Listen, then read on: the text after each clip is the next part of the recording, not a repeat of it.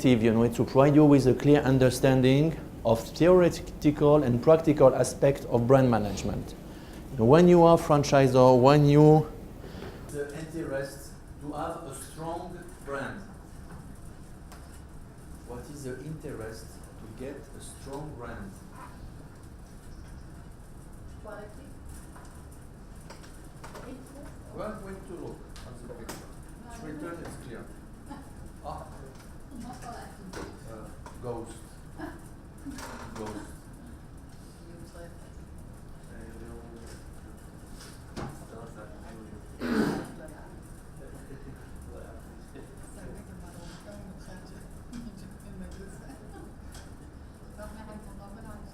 The benefits of a strong brand identity. Guys, we finish at 2:30, yeah? Okay, go. The benefits of a strong brand identity. Facilitates recognition of the brand. What does it mean? You are in Carrefour. You are in Carrefour. You want to buy a shampoo. If you are a famous brand of shampoo, what happens? If you are H&S, if you are L'Oréal, if you are clear. It's clear. L'Oréal, Garnier, no. لا ده brand clear. Name clear. Facilitate recognition of the brand. Immediately, when you will walk around in the shelves of the supermarket, you will recognize L'Oréal, Garnier, etc., etc. Okay? Give customer reasons for buying our products. And when you see, when you are in a small shop or big shop, when you see L'Oréal shampoo, or Garnier shampoo, what do you think? What do you think? You see a famous brand on the shelves. Look, it happened to me, I tell you the truth, what I am telling you, it happened to me yesterday evening. You know, I am at Ibis Hotel. I wanted to buy a toothbrush, change it, you know. I went to Lulu supermarket in Dana Mall. Okay. There was a full shelf of toothbrush, perhaps, believe me, 5 or 6 meters of toothbrush. Really, I was confused. Soft, medium, strong means medium. Okay, let's see at the medium. 5 meters. Here, over there, toothbrush. And prices starting at from 600 fils till roughly 3 dinar. Look at scrubber. High levels, middle, down. First of all, you observe that the cheapest are not high level. The cheapest items are bottom of the shelf. First. 500 it was here. 3,000, high level. Perhaps 10 brands of toothbrush with roughly the same packaging, you know? Blue, white, pink, with stripes, with... What did I do? What did I do? I didn't have time, you know, I didn't want to spend 1 hour to choose a toothbrush, you know? That is what our problem was. We want just to take something and go. Take something, not to spend my evening in Lulu supermarkets, you know? I would prefer to be in my room watching TV. I go directly at Torazian house to what? Take something. A famous brand to Oral B Plus. I know the brand. The brand is in my mind. I already bought it. The price is B plus. I bought this toothbrush. There was 15 different brands. Why did I choose that? The brand name gave me a reason to buy the product. gave me a reason to buy the product because I know the brand name. Oral B plus, it was in my mind. I never always think to the toothbrush brand, you know, when I get up in the morning, I don't think about that. But in my back brain, for me, Oral B plus, I made an association with quality, consistency, good price. So instead of looking at each brand, the specification, the price, after 2 minutes, I thought to myself, okay, Nicola, I don't have time. Signal, blah blah, Oral B plus, tac, medium, and I run away. I usually choose the color only. So by the way, color is But there is another example. Here in Bahrain, we call the tissue Kleenex. Kleenex is a brand. Exactly. We associated the whole thing. As Frigidaire. Frigidaire also is a brand name. Also Colgate. When you say Yes. space Colgate. Exactly. But you're right. The criteria can be the price, the colors, and really I thought about the color. I didn't want to have a big toothbrush. Personally speaking, I prefer blue or red, but not pink. So the color, you're right. After you have many kind of brush. Short, customized to go into cavities. So a brand, it simplifies you the way of buying. You have 15 different brands. You are not an expert. You are not dentist. You don't want to spend your evening in Lulu supermarket, toothbrush section. You see a brand that you know, you take it and you run away. So this is very important. Give customer reasons for buying our products. It simplifies you the way of choosing. You know, there is a very famous American sociologist. His name is Schwartz. Who someone knows him? Know him? I think you spoke about him. Yes, but another one. It's another one. Not Maslow. Not Maslow pyramid. Schwartz. The paradox of choice. You know the theory? The paradox of I choice? studied this. You have to look on Google. Very interesting. Paradox of choice. Okay. I put 3 bottles of mineral water. You have to choose one of the 3. Choose one of the 3. We'll compare quality, size, price, and you will choose. I take this one. If I put you 100 bottles of water, and I tell you choose one, what will happen? Alhamdulillah. Whichever you like it more attractive. Put 3 bottles, I put 3 bottles, it's one thing. I put 100 bottles, I tell you you have to choose one. The name of the theory is the paradox of choice. You will be confused. Yeah, you will be confused. Because too much choice kills choice. That's what we say in marketing. Last, you know, a few time ago I wanted to buy new paints of sneakers, you know. I went to Nike shop in Beirut. There was 100 models, different models. I was confused. I told to the sex, I want sneakers to run from time to time, but normal, please.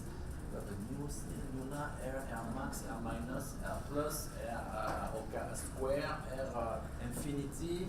Colors you can change, you go on internet, you customize. My friend, please.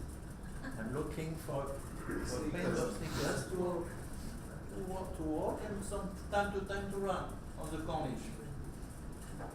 It reaches a point when you have a big choice, you're confused.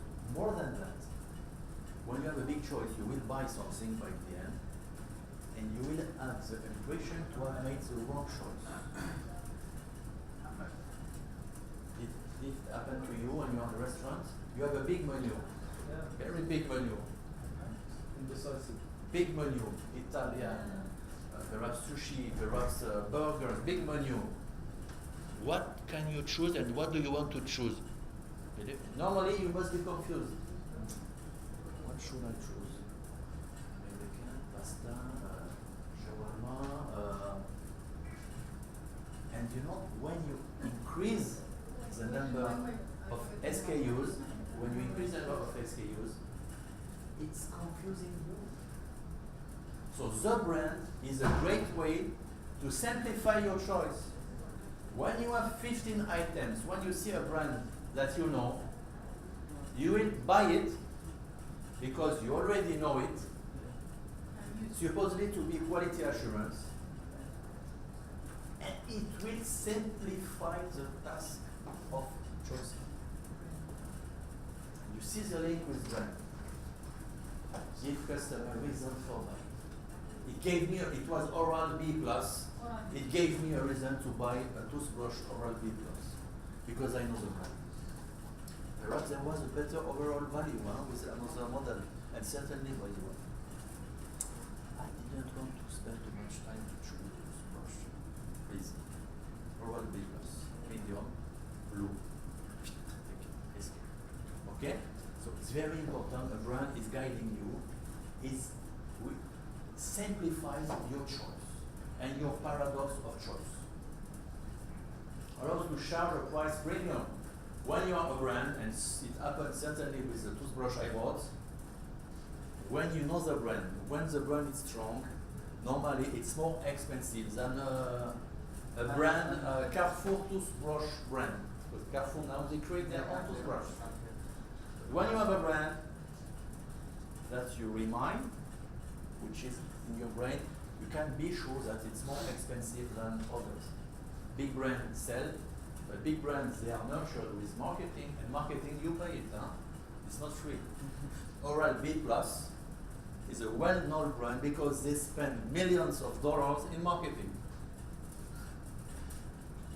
And that's why you remind the brand name, by the way. Not because it's the best toothbrush on earth. You don't care about that. You even not ask yourself the question. It's not the issue. We are not anymore in functional. One more time, we are not anymore in functional. 20 different sorts of toothbrush. You won't speak about functional issues. So when you're a brand, you're allowed to charge price premium and it will be more expensive than the competitors. Increase brand loyalty and brand attachment. What does it mean? When the brand is well known, and it was the case again for the toothbrush, I knew the brand name was in my head. And what did I do? I bought again another Oral B Plus toothbrush. So it means it increased my brand loyalty and my attachment. This is the power of the brands. Why do you come back to Starbucks coffee? Why do you come back? You go once a year? No. Why do you, Costa?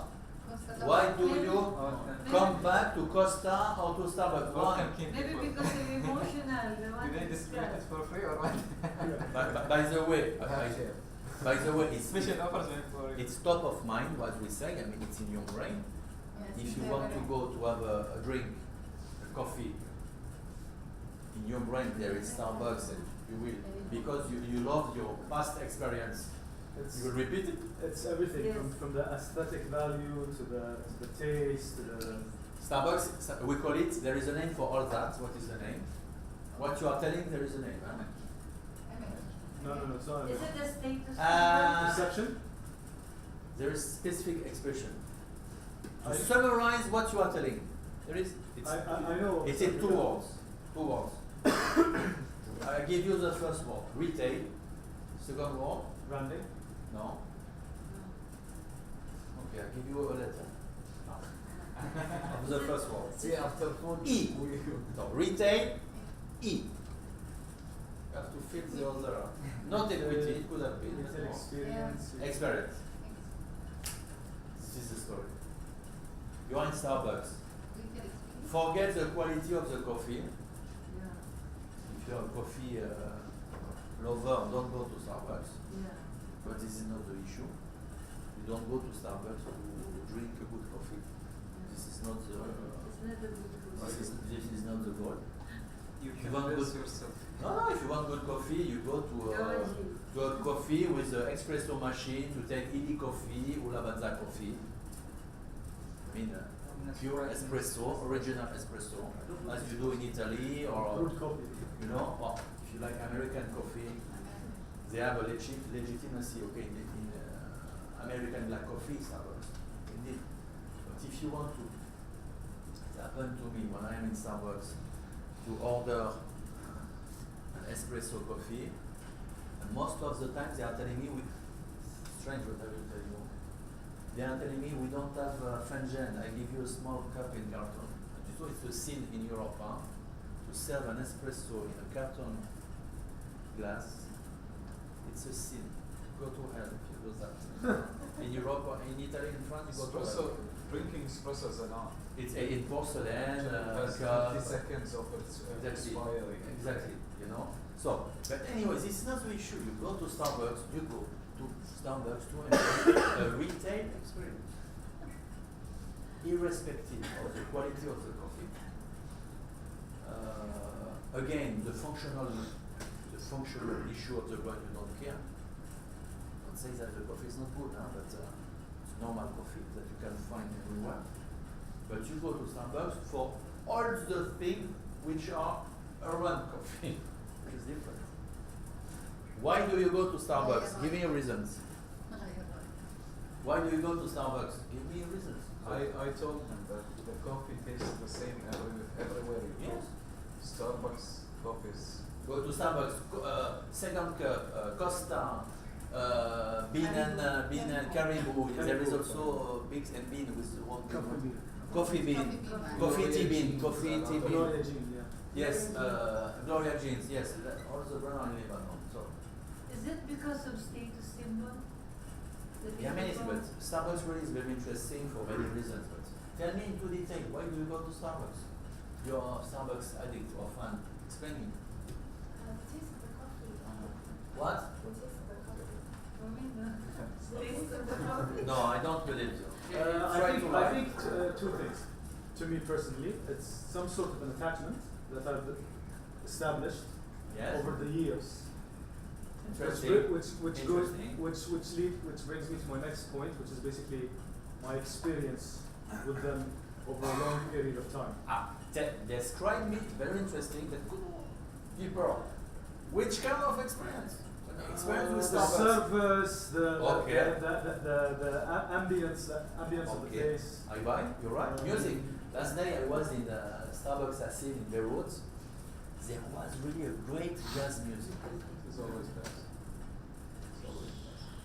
Unbelievable. And they sell it, right? Yeah, yes, they have CDs, yes. They sell it. Great jazz music.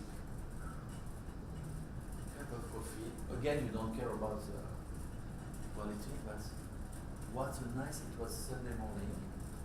What a nice experience for 5,000 Lebanese pounds. I mean, $2 an hour. I had a great experience. 2 hours with my smartphone, a book, listening to music. Nothing is linked to the coffee business here. The coffee is irrelevant. There's something else as well that just came to mind. It's one of the 5 P's of marketing. Place. It's availability. Yes, but go deeper. What you're saying is very interesting. But go deeper. Describe me the experience, because all the stories are experience. It's available almost everywhere. Everywhere you go, Okay. there's a Starbucks. So So accessibility is very okay, so easy. you have what you want to say, deduction. You have consistency. I mean, you go in a Starbucks, Beirut, in Kuwait, here, you find the same thing. Oh no. Within the country. Okay, the country, okay.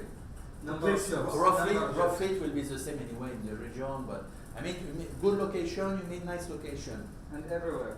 No, Available, so Yeah. it's a practical. availability. It's widespread. It's Okay. distribution. Something more concerning the experience. Go deeper.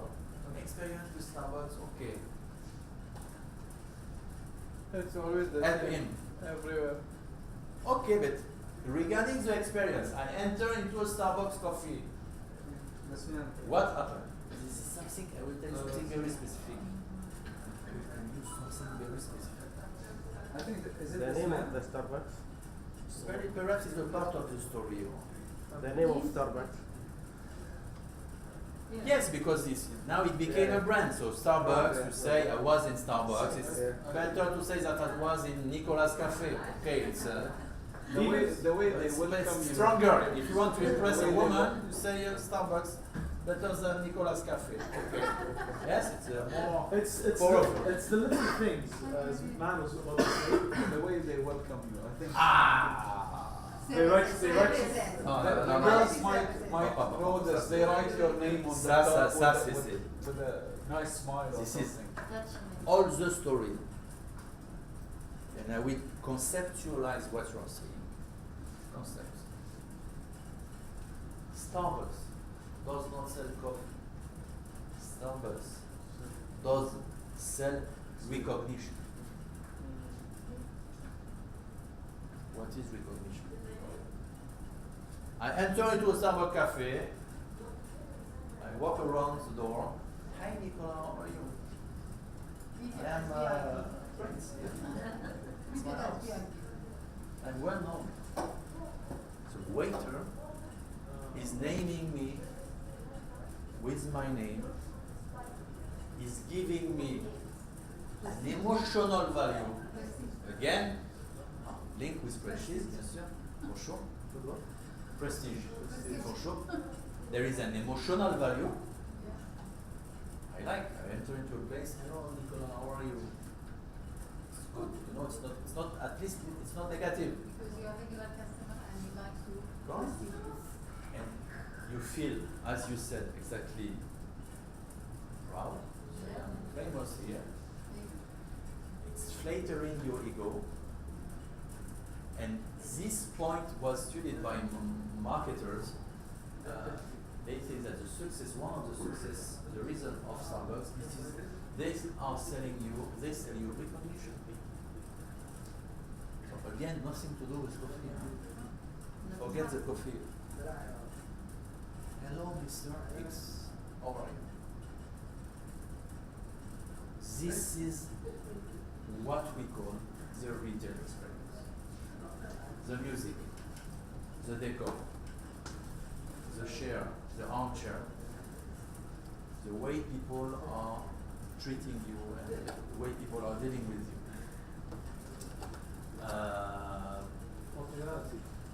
Popular and also the quality of people. I add something. According to you, I ask you a question. What are the values which are linked to Starbucks? What are the values that you can associate with Starbucks? Experience. Yes, but experience is not a value by itself. friendship. Yes, but it's It's friendship. business sentence. Friendship.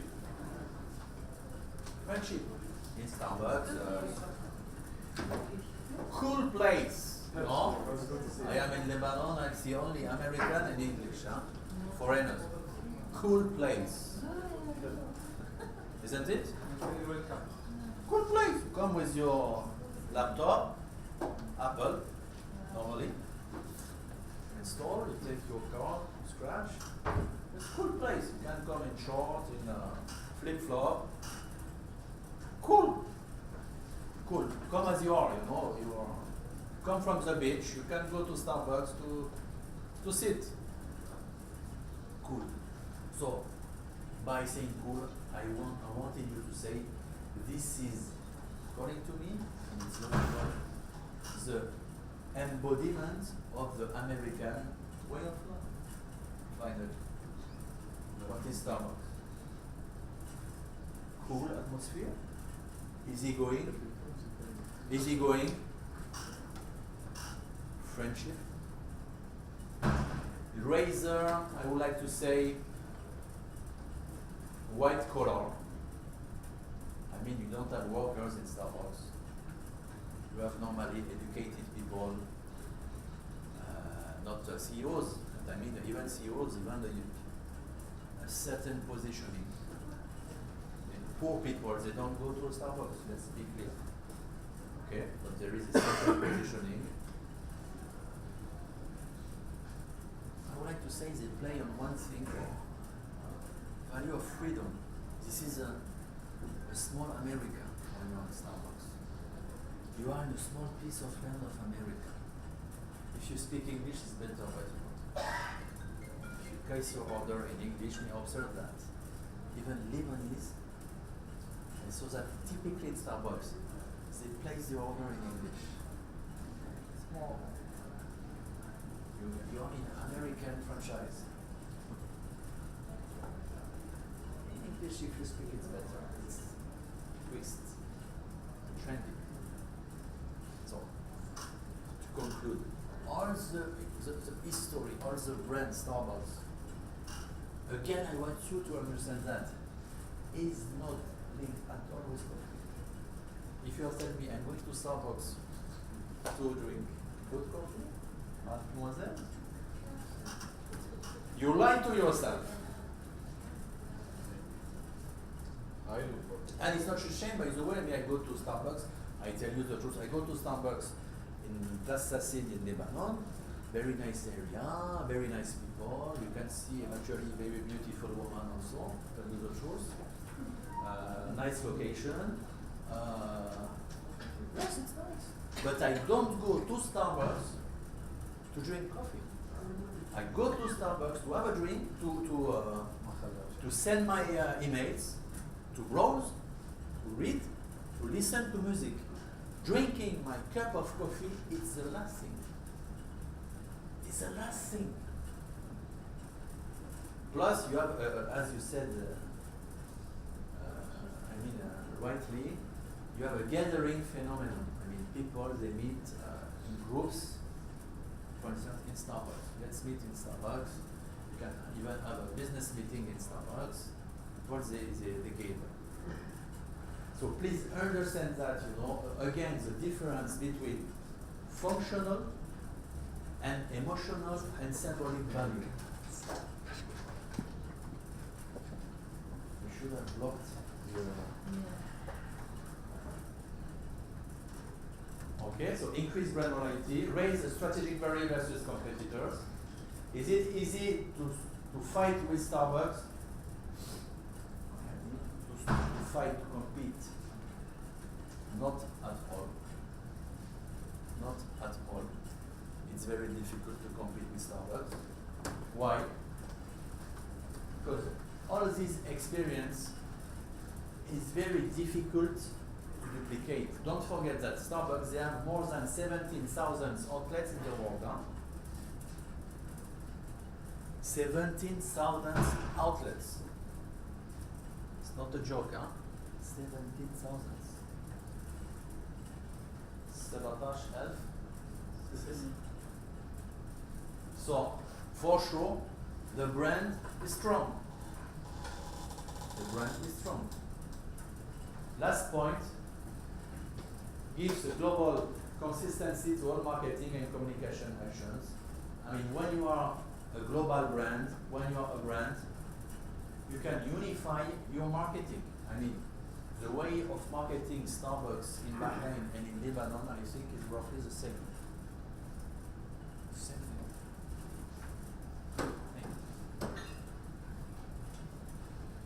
There must be an adaptation for sure, perhaps regarding the case. I think, certainly.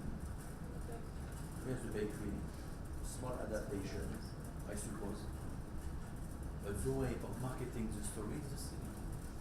In Lebanon, in Jordan, here, in Dubai, in Kuwait, this is the same.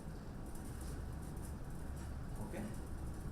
The benefit of a strong brand identity. Look at the benefits that you can get when you have a strong brand identity.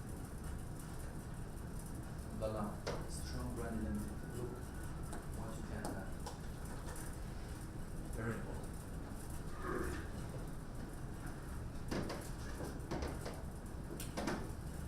different kind of brands, you know.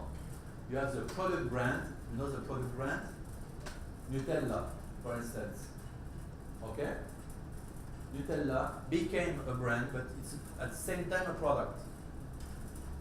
Yes? Say, I want to buy Nutella. It's a brand and product at the same time. You have the range brand.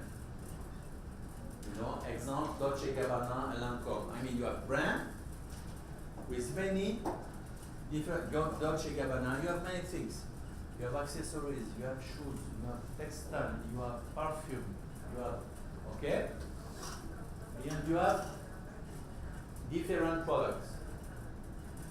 You have after the umbrella brand. Umbrella brand, very interesting. Big brand which gathers many other brands. It's what I was telling you, we are in Armani. Armani is the umbrella for 5 brands of Armani. Armani Couture, Giorgio Armani, Exchange, you have 7 now, je crois so, 7. Emporio, yes, Emporio Armani. You have 6 different range of Armani, but the umbrella is Armani. Okay? Louis Vuitton is the same. Louis Vuitton, you have many products which are stamped Louis Vuitton. You have luggage, you have shoes, you have glasses, you have textile. I forgot that I was filmed. I cannot read. So that was second. They will cut it as a montage. He's eating the cooks. Source brand, you know, corporate name with daughter brands, product and benefits. I mean, Calvin Klein is the name of the designer and of the owner of Calvin Klein brand. The same for Porsche. Porsche is the name of the engineer who invented specific kind of car and of engine. The name was Ferdinand Porsche. Okay? Tell me. Okay. You have a brand with different products. This is typically in cosmetics. You know, you have a brand. Lancome, you know produit Lancome? Lancome. Lancome is a brand.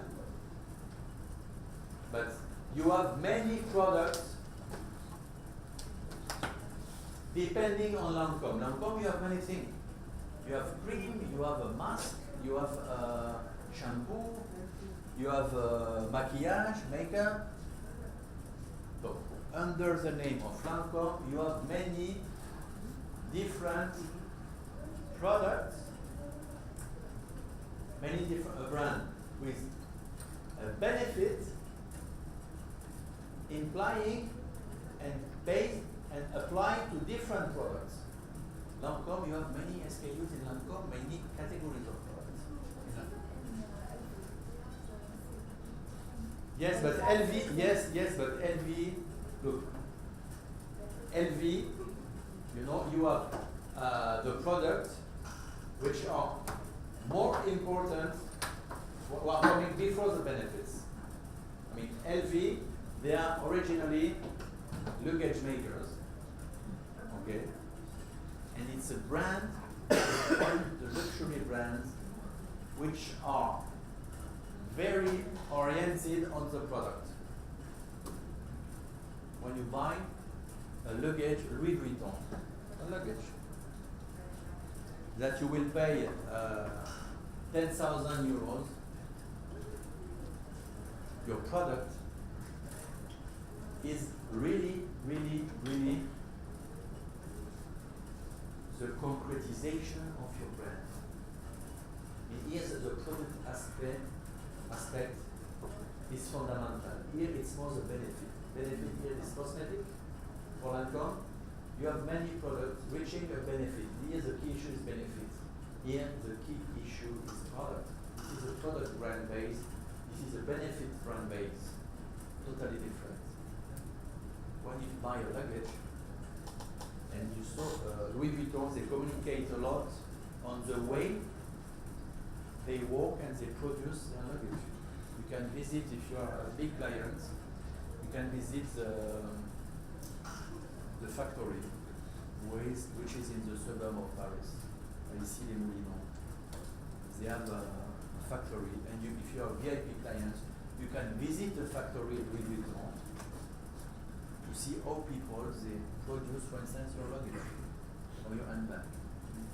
So the legitimacy, this is specific for luxury brand, is based on know-how and on a long history. Don't forget that Louis Vuitton is a brand which was created in 1855.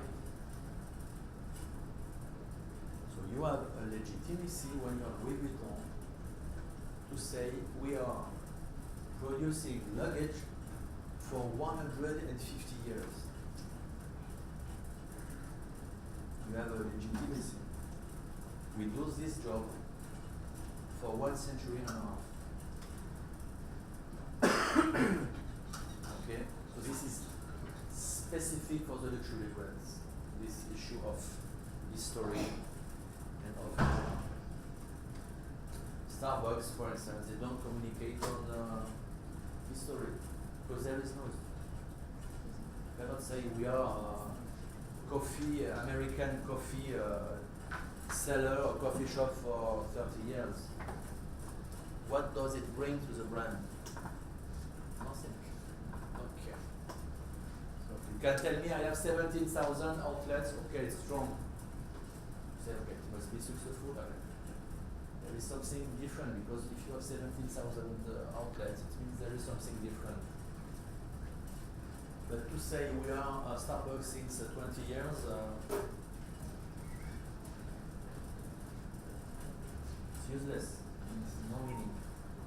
Okay?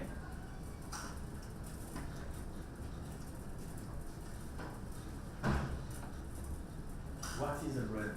Very interesting. Beyond the trademark, the brand. Look at the difference. Difference between the trademark and the brand.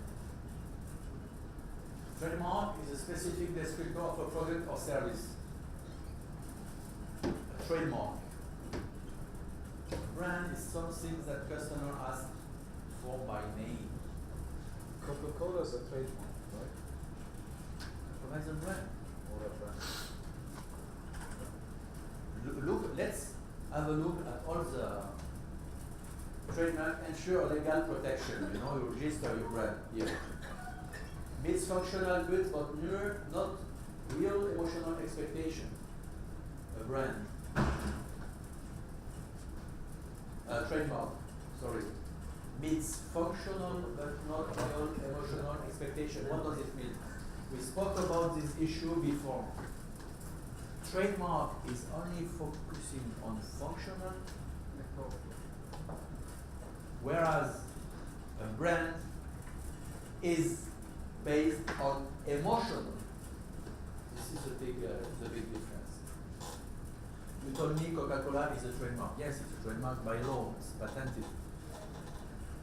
But Coca-Cola, I think it's the most valuable brand in the world.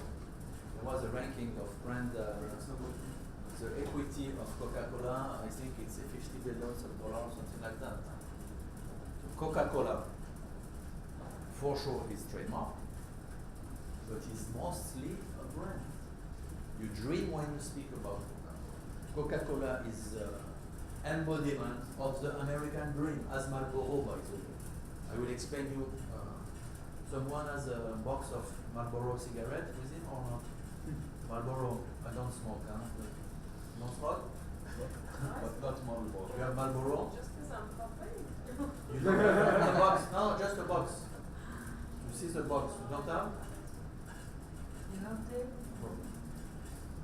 I will explain you how you can explain how you can storytell a brand with a packaging.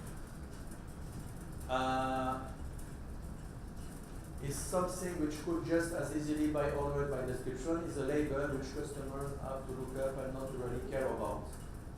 I mean, when you buy, how can I say, when you buy Kleenex,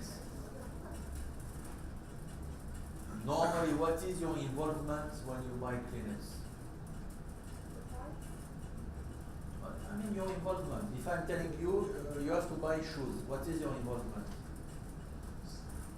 Your involvement. Yes. You want to buy a shoes, a pair of shoes, it's a story, you know, because you will have it 8 hours on your foot. It can reflect many things. And you know what you want, okay? And if you don't find the shoes that you won't buy it. Yes or no? If you want to buy Kleenex, you will go back at Tom saying I didn't find the brand I wanted for my Kleenex. I have to wait 15 days, a new arrival for my Kleenex. You don't, there is no involvement to buy a box of Kleenex. There is roughly, perhaps for some people there is, huh? You never know. Some people are obsessed by the Kleenex brand. It must exist. You don't know. But for normal people, there is no involvement to buy Kleenex, and there is an involvement to buy a smartphone or a pair of shoes. Okay? So let's move to the brand. This is interesting. It's something that customers ask for by name. By name. I want a Polo Ralph Lauren. I want to buy church shoes. I want to buy a Chanel sunglasses. I want to buy a Swatch watch. I want to buy a Samsung smartphone. I want to buy a coffee at Starbucks. I want to buy a Porsche Cayenne, etc., etc. You speak from now about brand. Okay? It's hardly substitutable. What does it mean? It means that when you are engaged with a brand, you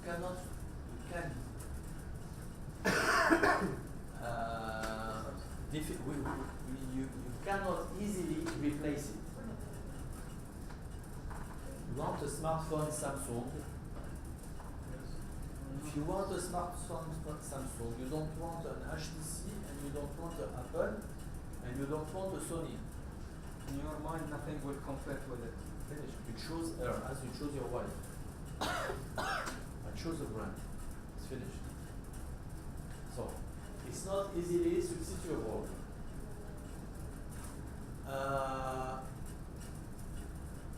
Is where people think of the name rather than the product.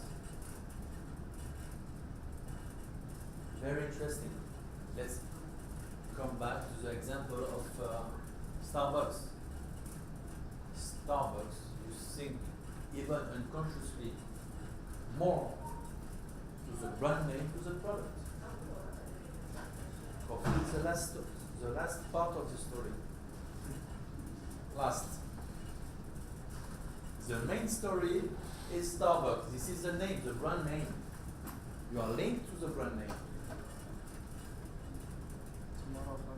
Interesting. It's something, though, a brand is something which has developed a personality of its own beyond the product itself. I mean, we are in the symbolic value here.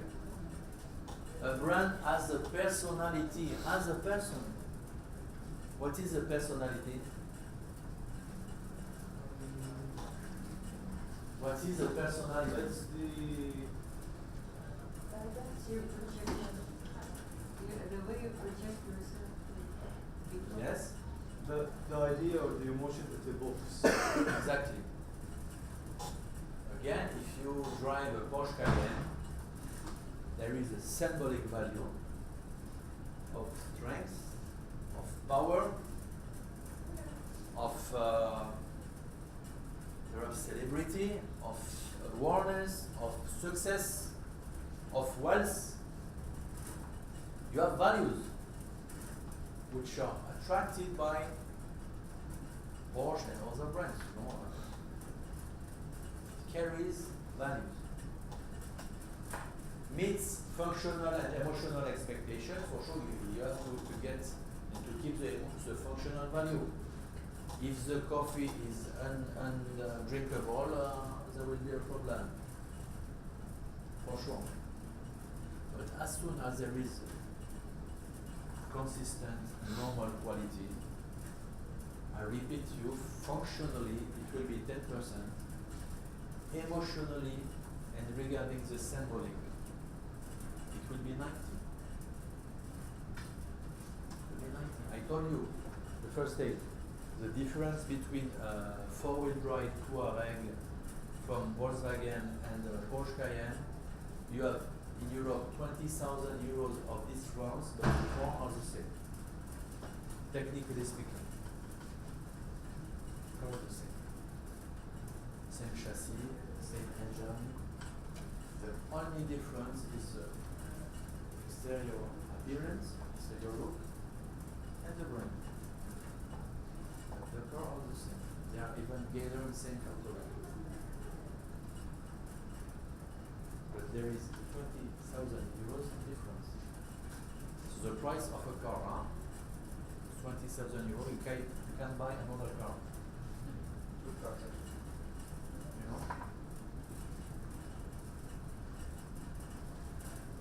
Meets functional and emotional expectation is something that people would pay a premium for. I mean, when you are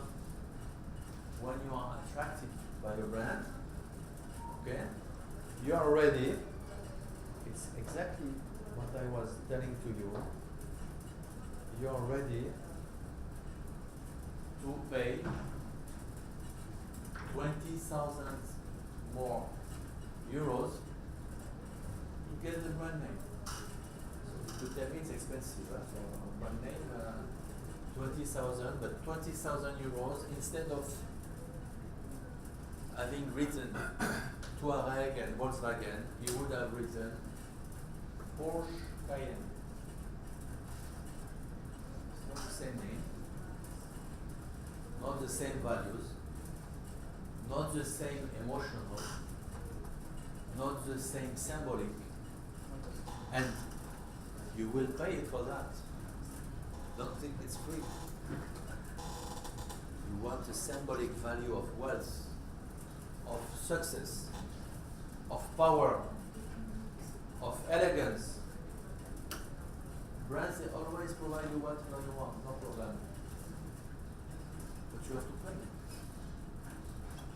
You want recognition, you want to look as a successful person, owning a Porsche.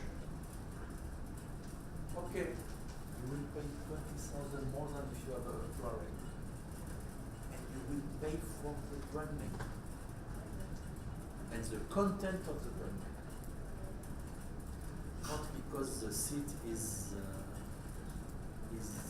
worked on a better way with the sew and the quality of the leather. Forget it, it's the same. You will pay 20,000 bucks in addition to get different exactly to get different values and higher values in terms of social status. By the way. Okay? So it's very interesting this. Difference between trademark and brand.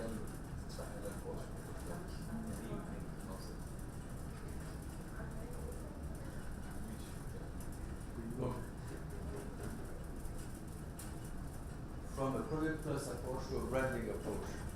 You have two drawings. Okay? So let's have a look at the center. First sketch, you have the product, the center. Second sketch, you have a brand. So you have two kind of approach, two ways of seeing, in fact, the same thing, because you could reverse everything. I mean, the brand is a product, the product here is also the brand, and the brand here is also the product. Okay? This is the same, but two different perspectives. Product perspective. We speak about product. We speak about a cup of Starbucks coffee. Okay? As example, the cup of a Starbucks coffee. Product category, so it's beverage. Provenance, the origin of the bean, of the coffee. Usage situation, when you are with friends. Price quality, it's right written on the menu. And finally, all those elements are linked to the product. Observe very well the terms. Product category, attribution salt is good. Product. It's a good coffee. Provenance from Ethiopia. Usage. I mean, when you are in a Starbucks coffee. And price quality. This is a product approach that you have to forget. I tell you, this,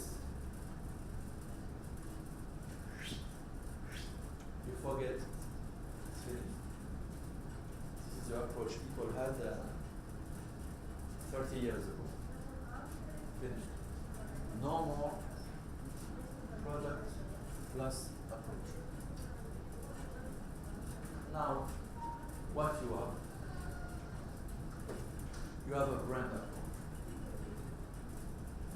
A brand who is representing for sure a product. So imagine that the product is included in the brand. So we still have the product in the brand box. And look at the different elements surrounding the box. Brand personality, brand competencies, contract, self-extension, vision, user image, and values. Observe that most of the characteristics that you can see around are intangible. You cannot touch it.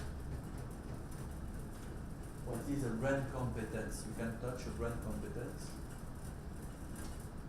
What is a brand personality? You can touch a brand personality.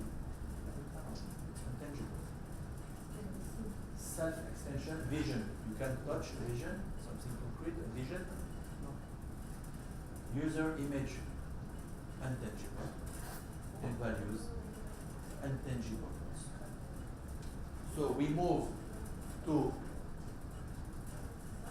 tangible characteristic, to intangible characteristic of the brand, tangible characteristics of the products, to intangible characteristics of the brand.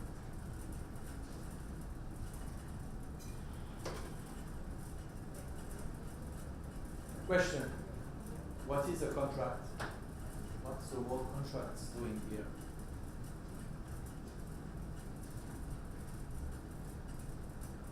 There is the word contract, brand and contract. What is the link? Contract is a brand or contract? No. It's part. The meaning is nothing to do with that. That's where we have to go to brand, we should have a commission manual that's stated. Second. Agreement. Against the patent? Attachment to the brand. Ça c'est intéressant. Interesting. Attachment. I will explain. It's not the real word. I will explain. When you buy,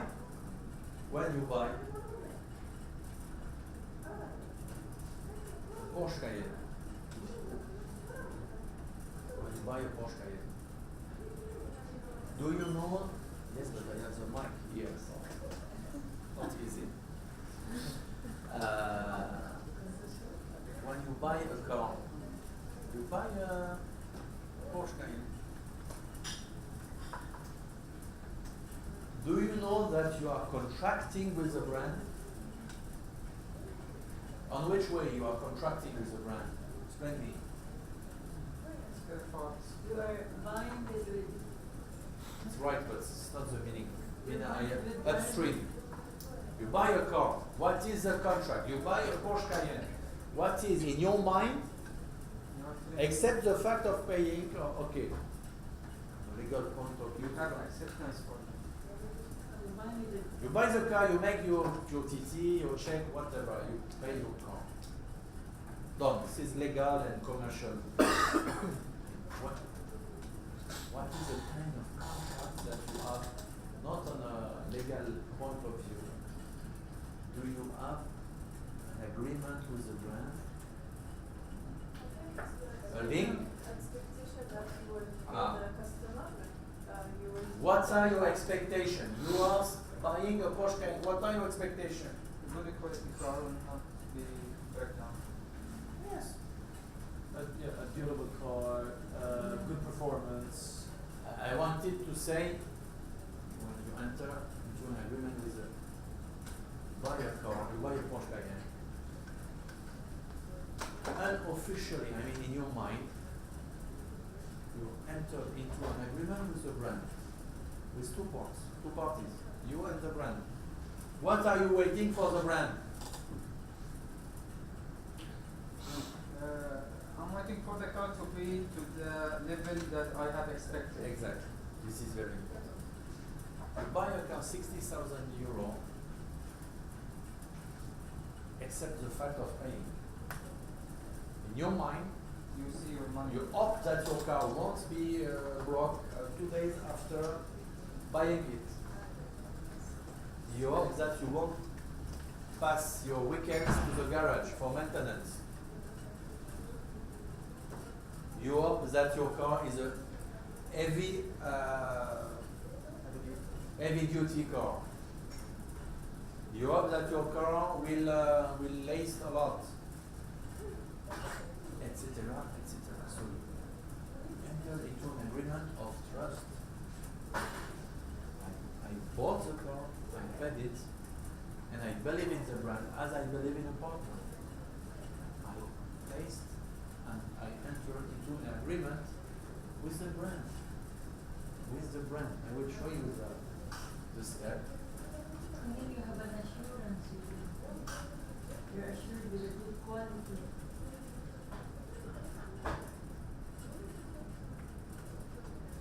Okay.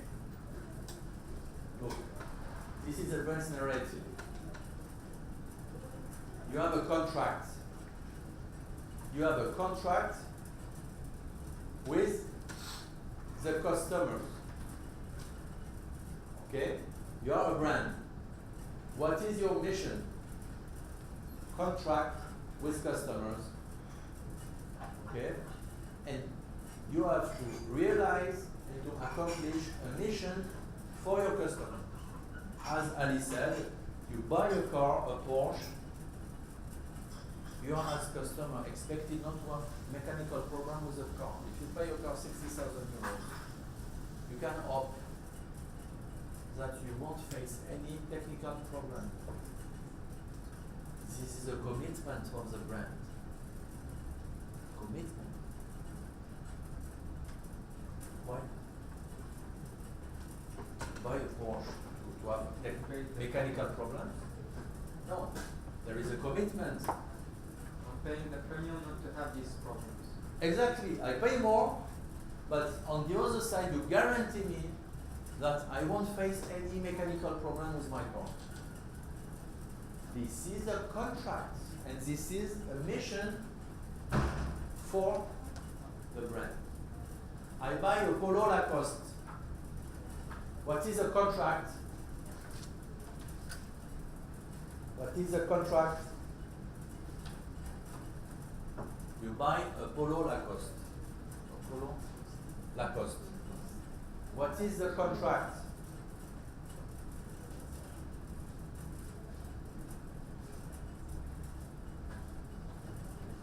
let's see, you buy a Polo Lacoste. This is a contract between you and the brand. What now you shift from mission to action. What are the competencies? To fulfill this mission, the brand shows specific competencies. What are the specific competencies of a Lacoste brand for Polo? I ask you the question. Exactly.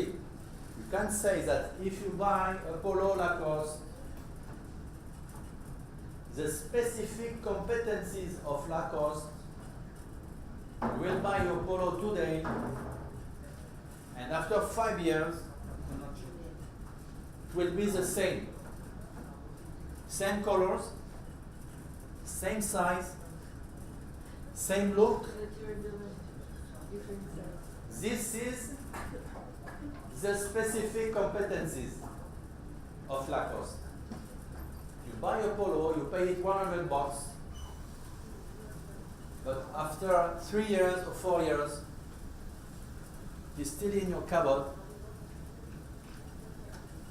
The button didn't leave. Well, it's because you're fat. This is when you get married. A friend of mine told me when I got married, I removed all my Polo. You know? So except if you get married, keep your silhouette. They associate the fatness with vanity. Vanity is not fat, nothing to do with it. All my It is a mental illness. believe me, all my friends, no really, all the friends I have who got married, all of them they got in weight.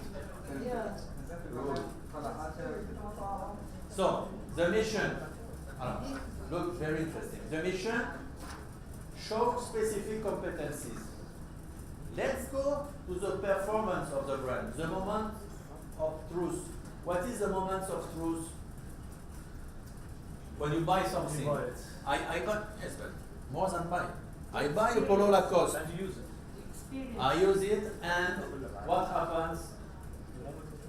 What is happening? Stay the same. The quality is The experience of the usage of. Excited to have the brand. Buy a Polo Lacoste. Okay? The moment of truth, when you will wash it for the first time, this will be the moment of truth. when you wash it. Yes. First time, yeah. First They time. can discover. If you wash it, I mean, according to the specification of the brand. You know that normally Lacoste, they say you don't have to wash it in machine. You have to wash it by hand and with a medium temperature of water. If you speak to a sales, Lacoste, you cannot take your polo and put it in the washing machine. Handmade wash on the hot tiède, medium water in terms of temperature, 25 degrees. And if you respect the protocol, they tell you you will keep your Polo Lacoste here. So this is the moment of truth. When you use it, and at the end, after the moment of truth, you have the conclusion, I mean, comparison of what the brand promised versus what the consumer will got. This is the moment of truth. You buy a Polo Lacoste, you wash it once, and after the first washing, you have 2 sizes bigger, and the color disappears. Yes, but you have, as a sanction, as a, yeah, and everybody knows experience like that. A friend of mine a few years ago, he bought a Jaguar. He was fond of Jaguar, He had the occasion to buy a Jaguar. He was so happy. He bought a Jaguar. The car of my dream, blah, blah, blah, blah. For 1 year, he got only technical and mechanical problem with his car. Really, huh? He he sold the car after 1 year. Told me, Nicolas, it's my time. I was dreaming to have a Jaguar. And at the end, benefits, comparison between the brand promised and what I got was unfair. This scenario for a brand is one of the worst. If you have a brand, as a person, if you promise, if you over-promise, and if you don't deliver, people, they won't believe you anymore. In business, in friendship, in relation, with your family, in your job. Never over-promise. If a brand over-promise, there is a sanction, and the sanction in this case is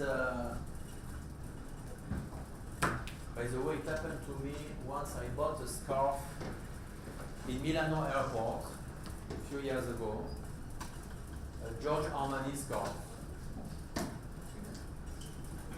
So I used to pay roughly 200 euros, which is quite expensive.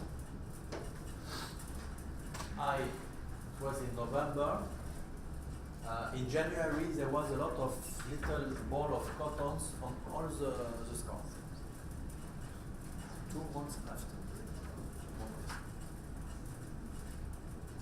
I speak about Giorgio Armani scarf. What did I do? I took pictures. I took my statement of account of my bank, copy. I took the scarf, DHL. I sent to Milano to the head office of Giorgio Armani with a letter saying, okay, me, I'm French. I often go to Italy. I was in Malpensa airport. I bought a scarf, 200 euros. And after 2 months, you could think that I bought the scarf in a souk in India. In terms of quality. They reimbursed me, with apologize. Why? Because they didn't respect their promise. No, yes, at this time, I was not, and even me, I don't like too much to, not to tease, but you're not happy. You take the product and you send it back, And they were professionals, they answered, and they reimbursed me. For sure, it was a bad experience. You pay a very expensive product. You don't get the return. You are angry, and for sure, it's spoiling the brand image that you are of the brand. So you never buy one. What? You never buy one from that brand. Because it will affect you, every time Yeah. you want to do, but Yes, you remember it. You're exactly me. And now you can go to Germany and say, I have to see. But you're right. Bad image for them. In spite that Giorgio Armani is a famous brand, etc. But they didn't respect their promise. They didn't respect their commitment and their promise. So when you have a brand, this is a very important issue. Always, what's Mr. Smith from FedEx used to say. Never over-promise. Under-promise and over-deliver. See the difference? A key issue. Don't over-promise, because if you over-promise, if you don't deliver, you're burnt. But if you under promise and if you over deliver, you're a king. This is the difference. I think the biggest example I can give is Amazon as a success story. Explain. Jeff Bezos. So, Jeff Bezos, Jeff Bezos? the CEO of Amazon. Oh, CEO of Amazon, okay. Jeff Bezos.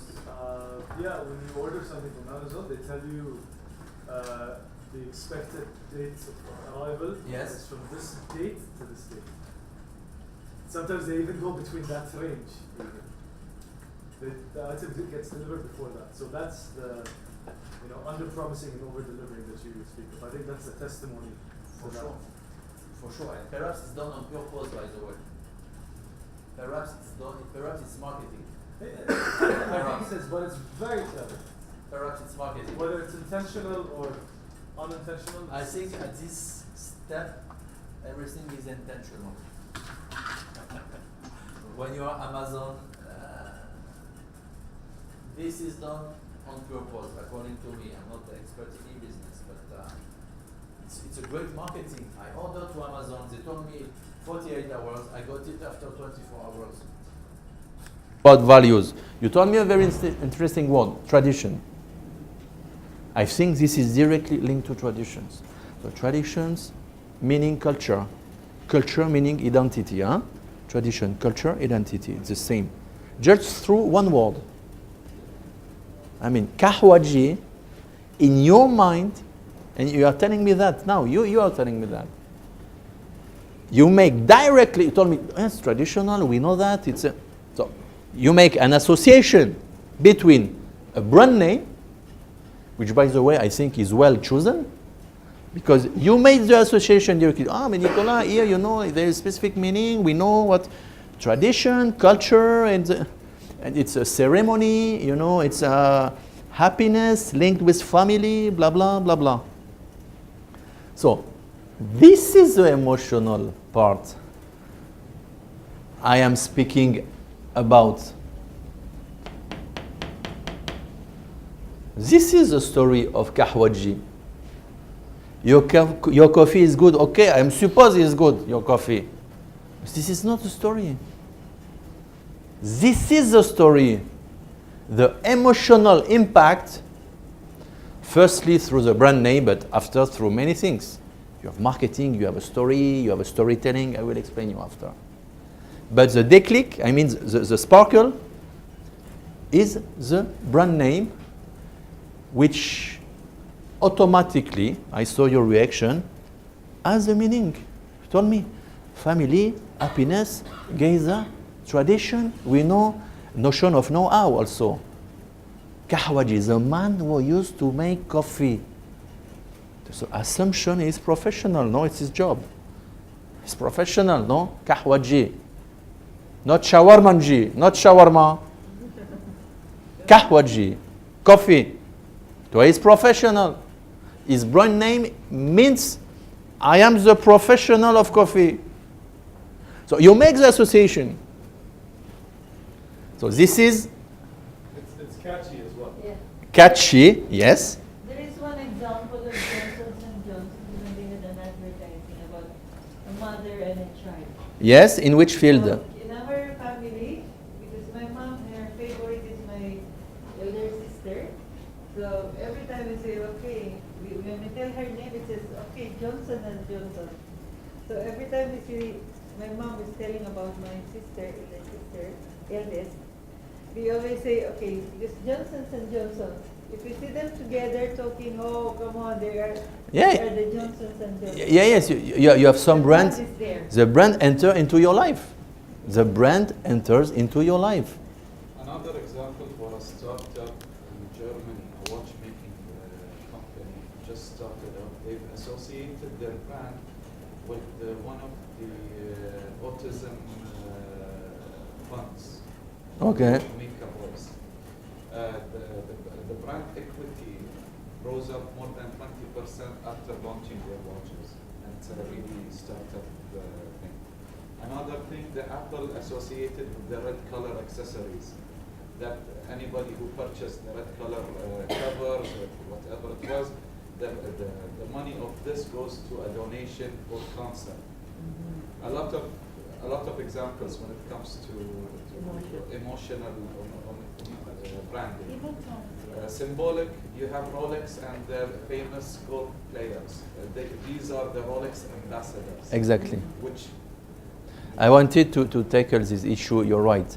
We come back to the brand endorser, but the symbolic value. So we speak about emotional for coffee.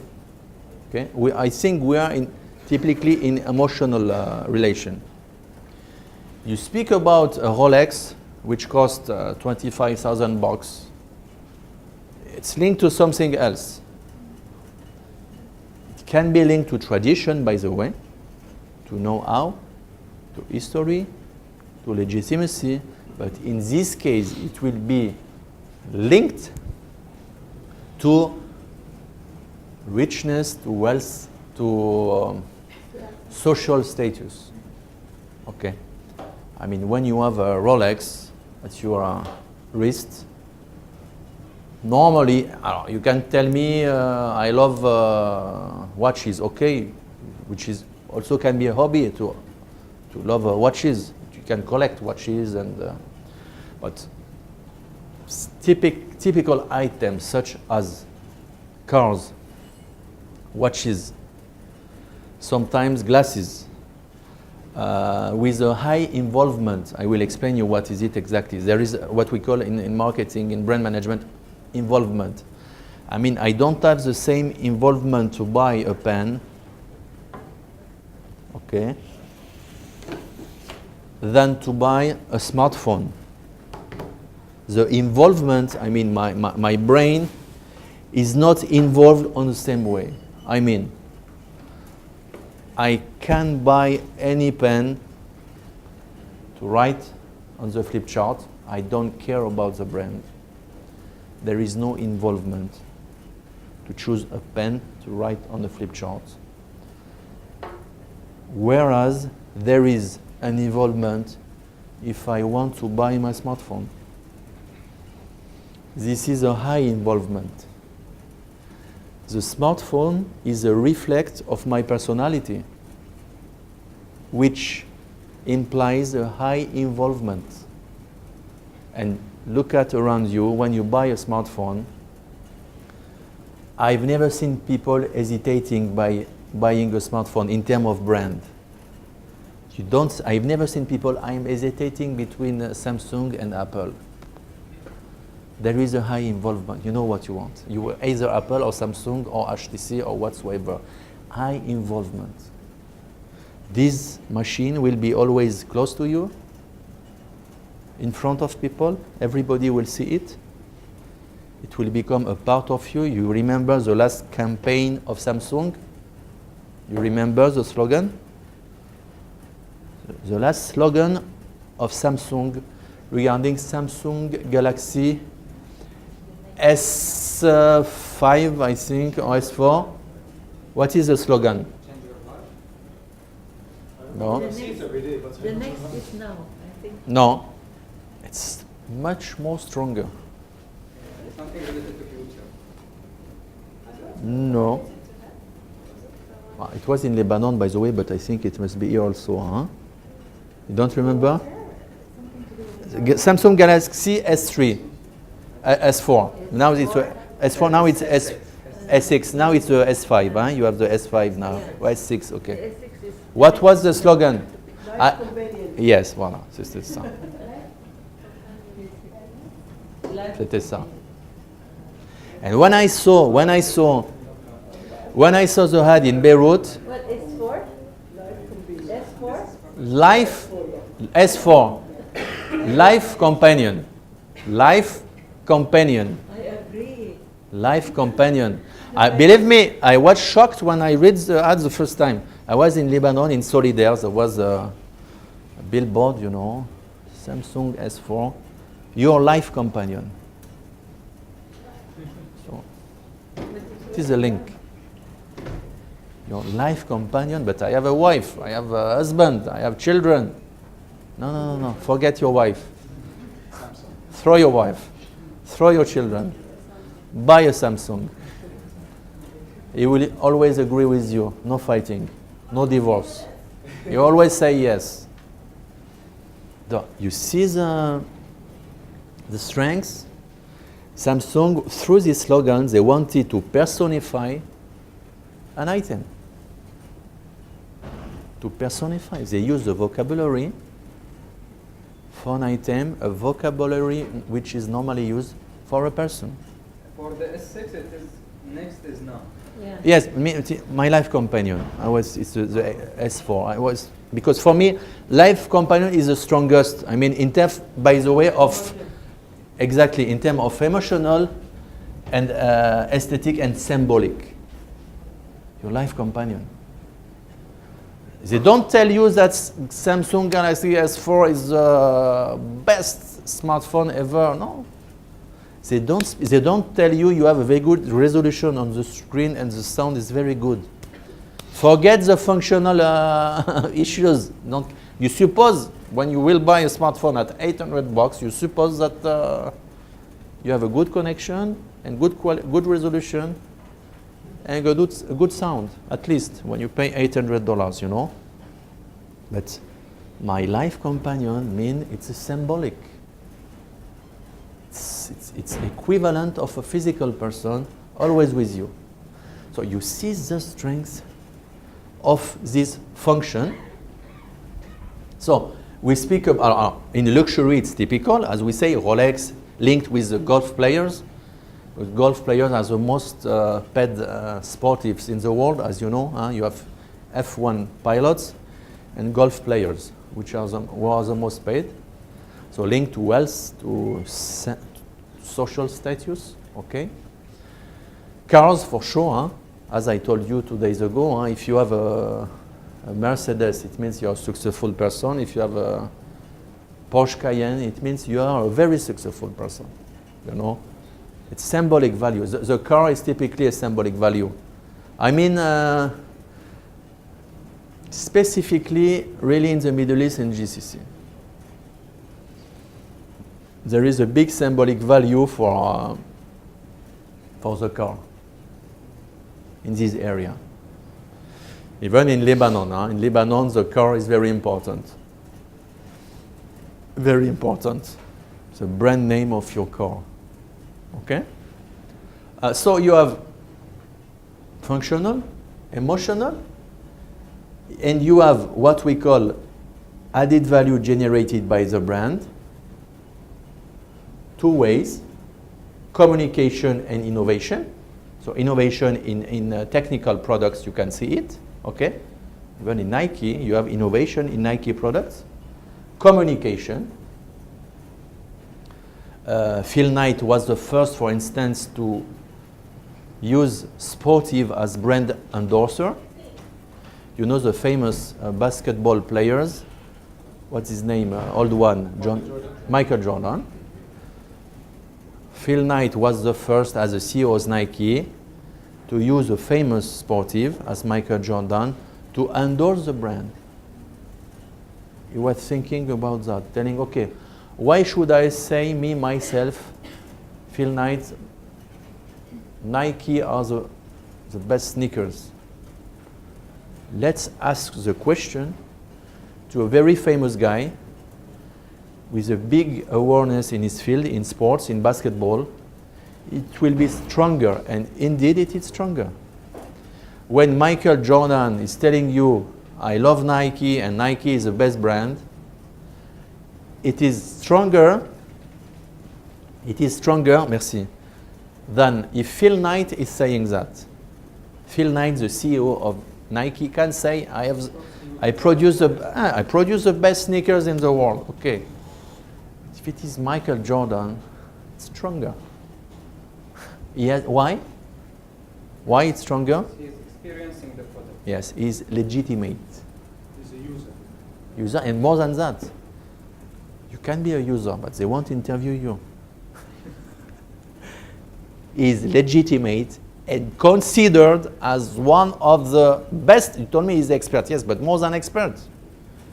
Michael Jordan was considered at one time the best basket player in the world. So it's basically credibility. Yes, credibility. It's focused on credibility. You will believe Michael Jordan because why? He's the biggest players forever in the NBA league. So there will be an impact when you will speak about the brand. Okay? So you have innovation, communication, you have to create added value. Okay? And we have what we call premium or multiplier effect. Also, I will give you an example. What is a premium? You know what is a premium? Okay, I will give you an example with a virtual brand of mineral water. This is Al Ain water. Okay, what is the price of one bottle in retail? Tell me. 100 fields. Okay.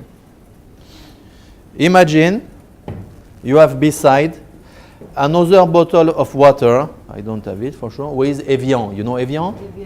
Evian. Okay. So, let's say it's the second bottle of water, Evian. Assumption.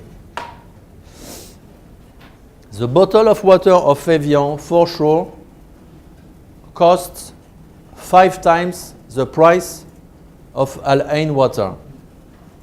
Explain me why. Why? Yes. I have a bottle of water. Give me another bottle. Give me another bottle to be more. I think Let's say it's a Evian bottle of water. Let's say it's Al Ain. this bottle will serve the purpose. This, Way expensive than It's like this is 100 fields. This is 500 fields. Evian. This is Evian. This is Al Ain. One price is 5 times the other. This is Evian. Maybe because of the taste of the because of the contents, the nutritional contents. Positioning. contents, the brand. So, positioning, meaning. Explain me. What? They consider themselves, they position themselves in high regard compared to others because of the quality and the source. So, they consider them as a premium brand.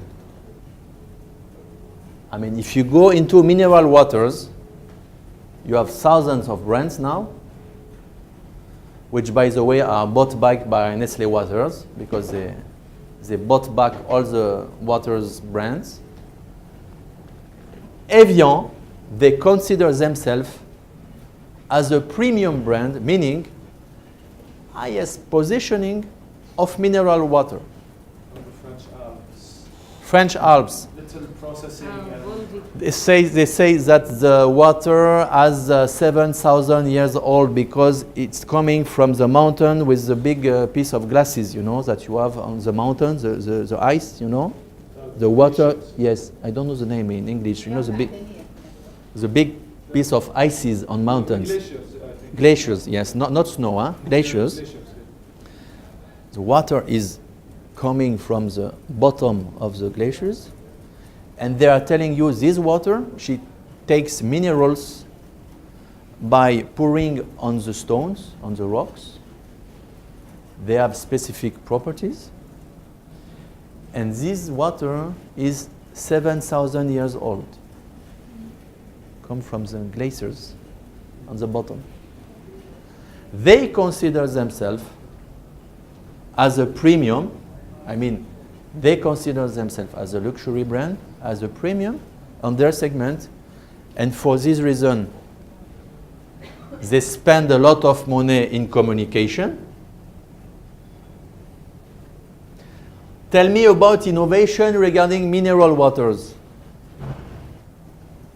Maybe the technique of purity of water. It could be, but it is not. But it could have been.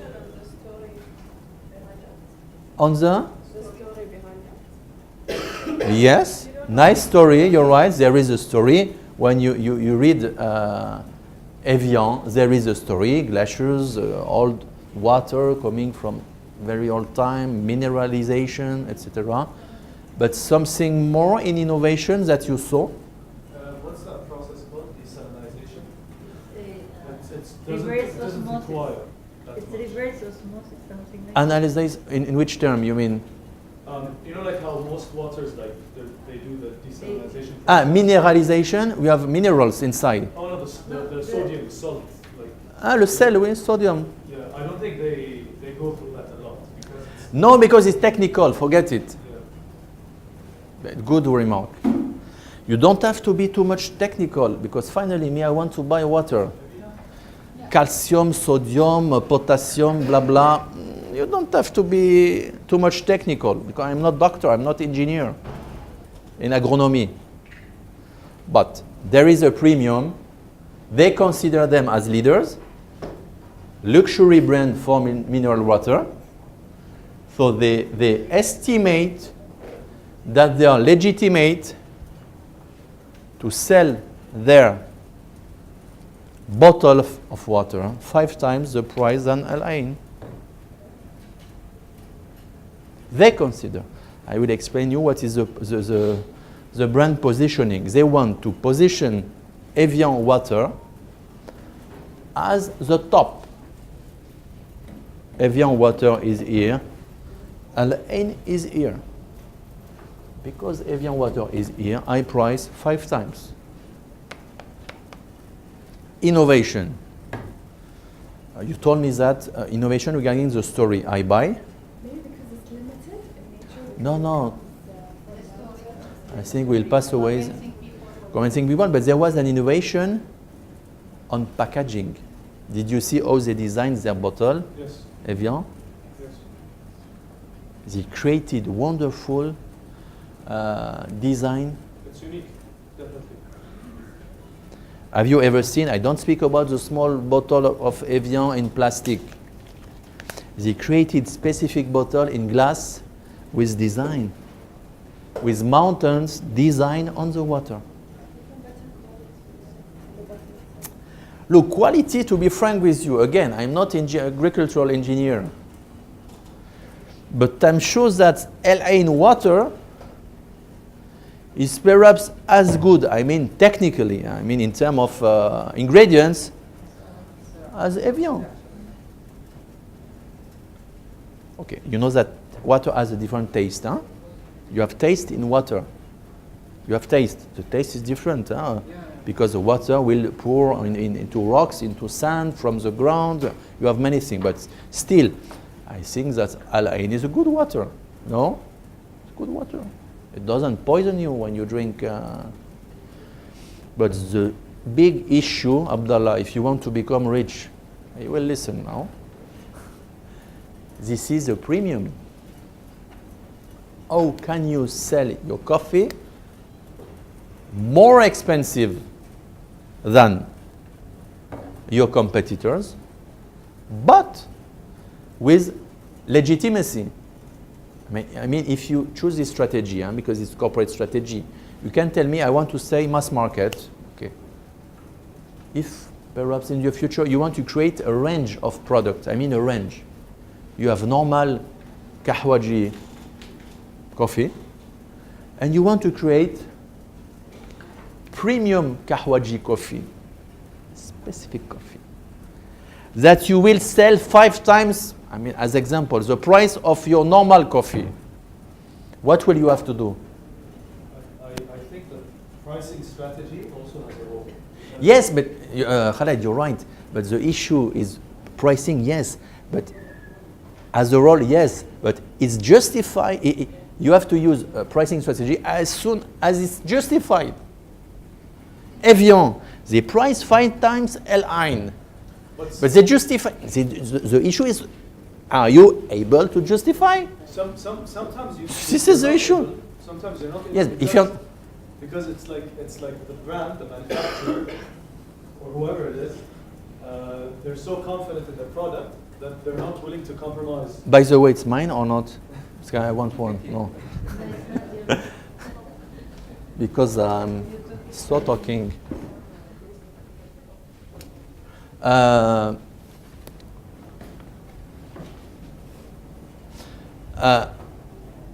Again, Khaled, what you are telling is totally right, but be careful when you want, because it's a big trend. Now every brand wants to become premium. not all the brands are able to become premium. Perhaps you're not able to become premium. Perhaps you're able, perhaps you're not able, perhaps you will create a brand, a specific brand to become premium. Kahwaji special, special blend, special, something special where you will justify the difference of. The thing is, it's very complex because some people become skeptical if the pricing of the product is less than other products. Why is it cheaper? Is it because it is a cheaper quality? So a lesser price does not necessarily mean, So this is better value. this is you're totally right. Now this is the issue of what is the meaning of a price, and you're totally right. I mean, you can say that something is always I took this example with my trainees. Is a Ferrari car expensive? No, it's not expensive. In this category of product, it's not expensive. A Ferrari at $200,000, it's not expensive as soon as it is a Ferrari. Because you have an unique product, and perhaps your Ferrari will be resell after years more expensive than you bought it. It would have become a collector. Can you compare a Ferrari and a Peugeot? No. Don't tell me a Peugeot is not expensive, a Ferrari is expensive. No, you're wrong. You're out of the picture. This is not the issue. You have to compare Ferrari with Maserati, with Lamborghini, etc., etc. Compare by categories. You cannot tell me Peugeot is not expensive and Ferrari is expensive. No, at all. Be careful. Make a segmentation. Compare Peugeot with Renault, with Dacia, with Hyundai, with. Compare Apple with Apple. But saying a Ferrari is expensive is wrong. Me, I'm telling you, no, it's not expensive. This is the price. You have value for money. You have a car, $200,000. You will wait for 1 year. Everything is unmade. And if you want to compare with Maserati, with Lamborghini, etc. Don't compare with a Renault. So, premiumization, the big word now, time being. I want my brand become premium. I mean, more expensive than the other. Okay, you can. You can or you can't. But if you want to go through this direction, you have to justify it. Evian sell their products 5 times Al Ain, but in their narratives and thanks to their emotional, ludic, aesthetic value, they manage to convince you that the bottle of Evian costs 5 times the price of Al Ain bottle. Or sometimes they leave it to perception, how people perceive. Exactly. Yes, but you create perception. I do agree with you, but me, I can influence you to modify your perception. By the way, as you know, perception is stronger than reality. Huh? Perception is stronger than reality. This is chapter 0 when you start studying marketing. Perception is stronger than reality. I'll give you an example. 5 years ago in Lebanon, we created a concept, FME concept, and we wanted to put macaron. You know macaron? Yeah. Macaron, big trend, for now, 5 years. Everybody does macaron. Even Carrefour now you have macaron. It's macaron. There was at this time, as I'm still in Lebanon, La Durée in Lebanon. There is La Durée. You know La Durée? In Champs-Élysées, in Madeleine, in Paris, etc. They are perceived as number 1 in the world for macaron. We set up a range of macaron in our concept. Those macarons were made by a French chef in Lebanon. a famous French chef. He used to work with big chief in France. I mean, a real chief specialized in pastry. So the macarons were very good, very nice design. But what people told us every time, it's macaron, oh nice, but the best macaron en la durée, it's finished. It's finished. This is a perception. You cannot change the perception. I mean, you can, but millions of dollars of marketing. But this perception as La Durée, as the best macaron in the world, I think that you cannot beat it. It's impossible. You can make the best macaron in the world. The perception of people will be still macarons. They produce the best. La Durée, they produce the best macaron in the world. So your remark, Khaled, was good. Always think about perception. Forget reality. Perception is stronger than reality. When you are a businessman, you are an entrepreneur, you don't deal with reality, you deal with perception. And it's another story. Our macarons were very good, very tasty. To be frank with you, fresher than the macaron in Lebanon because they imported by plane, frozen. So we had fresh macaron, French chef, great raw materials, great design. People know.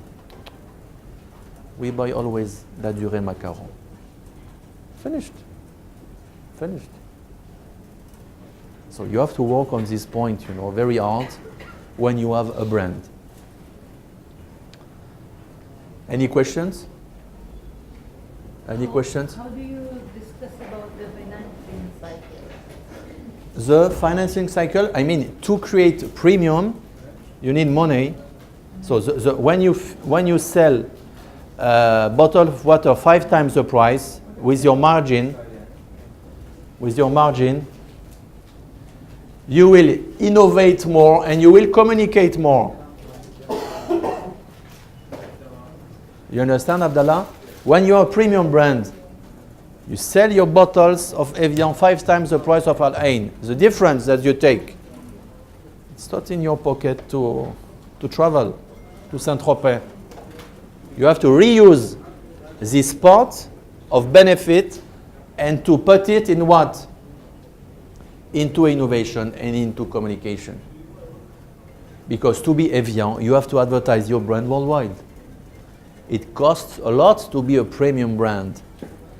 And you are not a premium brand by fate, by hazard. You are a premium brand because normally you spend a lot of money in marketing and innovation. But how much does this affect the selling price of the franchise in terms of brand? It depends on your positioning. When you create a brand, we say that with Mr. Abdallah, he created a brand. I don't know, he will explain us his positioning. What is your positioning? I will explain. Where do you want to put your brand? Luxury, medium, mass? Your positioning. Kahwaji. Where do you want you to put you as Kahwaji on the market? You want to be considered as a luxury coffee? As a mass market coffee?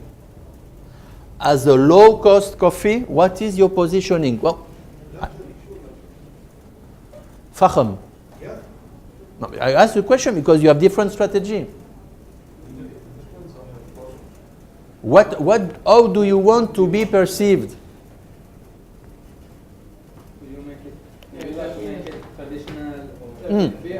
It's not question of traditional, Ali.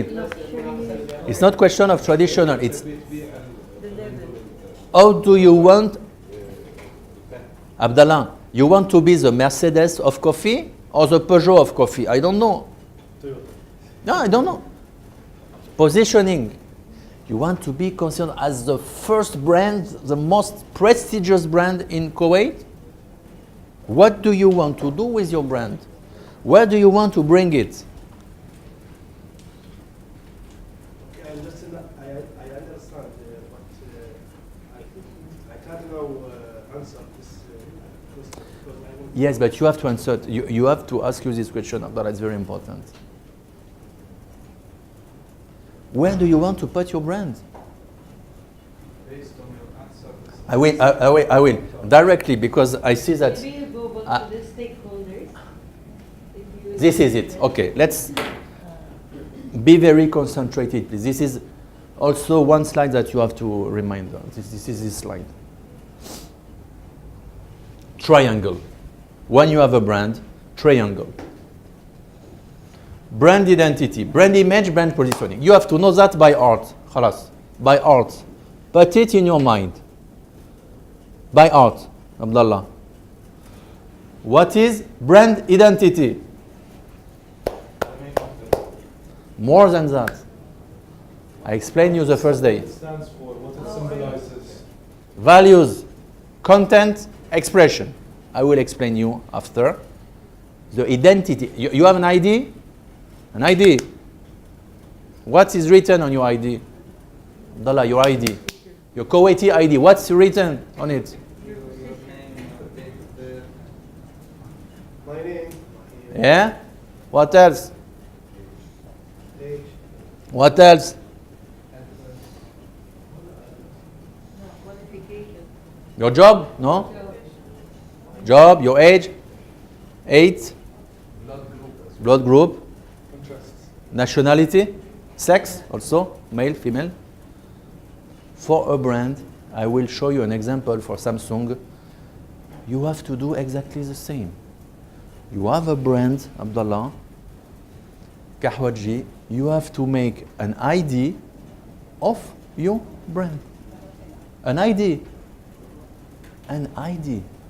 What is your brand identity? I will explain you after a while how to do. What is your brand identity? The values, the contents, the expression, the emotional, the storytelling of your brand. This is what we call the brand identity. First thing to remind, brand identity as the ID for a human being, the same.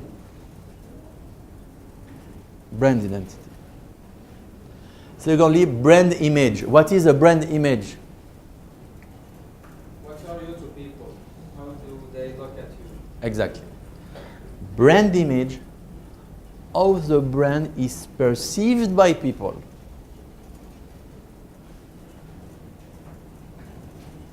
Brand image.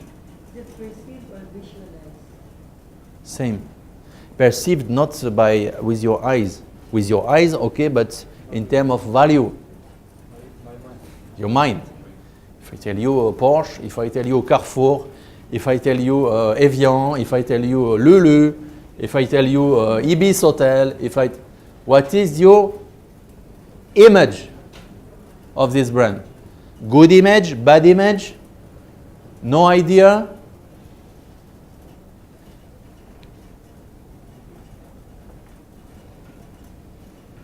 Okay? Brand image. Thirdly, positioning. How you want your brand to be perceived.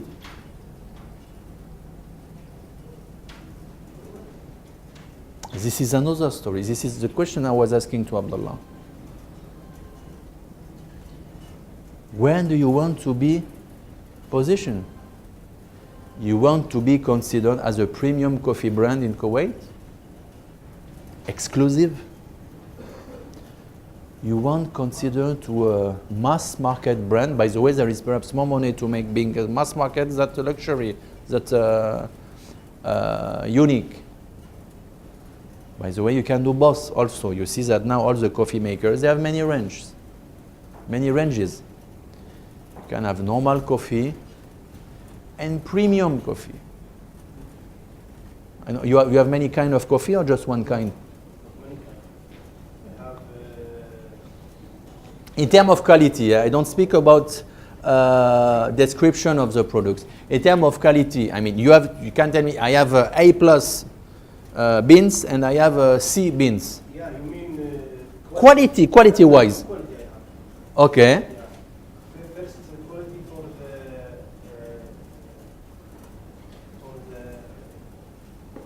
customers. one customer. Okay. And the second one for the companies. Okay. So explain me the difference. Yeah. But explain me. I don't know your brand. Explain me. What is the difference? High quality and low quality. Alors, high for whom? Sorry. High quality for whom? For the people, all people. And for my show, No, but you told me 2 quality. yeah. But The other quality just for the companies. so I mean the other, the lowest? No, the other ones, yes. Okay. Because the company buy the 1 kilo, 2 dinar, 3 dinars. Okay. But the people, all people buy the 5 dinars. For the 1 kilo. Okay, so your pricing, okay, is different according companies and to customers. It's logical. Once you're B2B and B2C, so the price has to be different. Okay. But the quality, okay, it's a choice. You tell me, okay, I sell, they buy cheaper, so I give a lower quality. Why not? But for your customer, what is, according to you, your brand image? If I go to Kuwait, I met 10 persons. You know Kahwaji? Yes, I know Kahwaji. If I ask them, what about the brand? What do you think? What will they say? What will they say? He said good.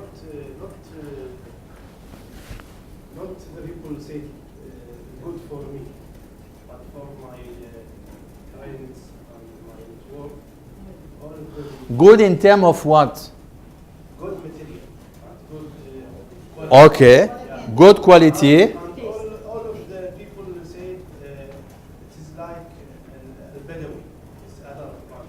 Okay, It's like a Bedawi. It's a good brand. okay, but in terms of price, try to link price and quality. You have money for value? No, the price is same in Gawaji or Question, let's be more clear. In Kuwait, is there a more expensive coffee than yours?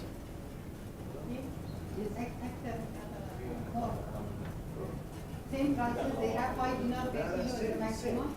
for the Arabic coffee and Turkish coffee and French Please coffee, wouldn't it's same. understand that. It's different between this coffee and the coffee shop, the Starbucks. Okay, but the I mean the price. You sell all at the same price? No.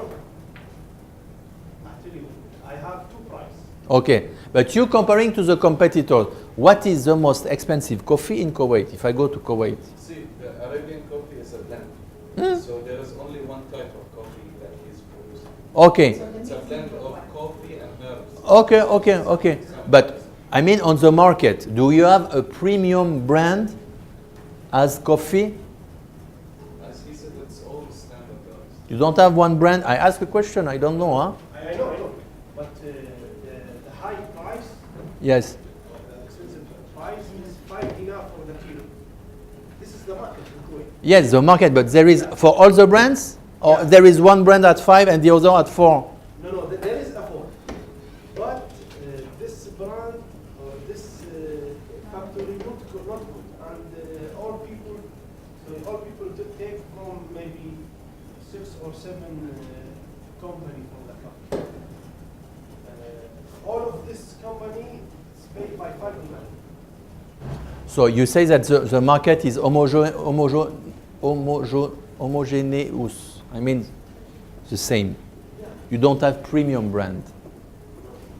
Okay. For this kind of Yes. yeah.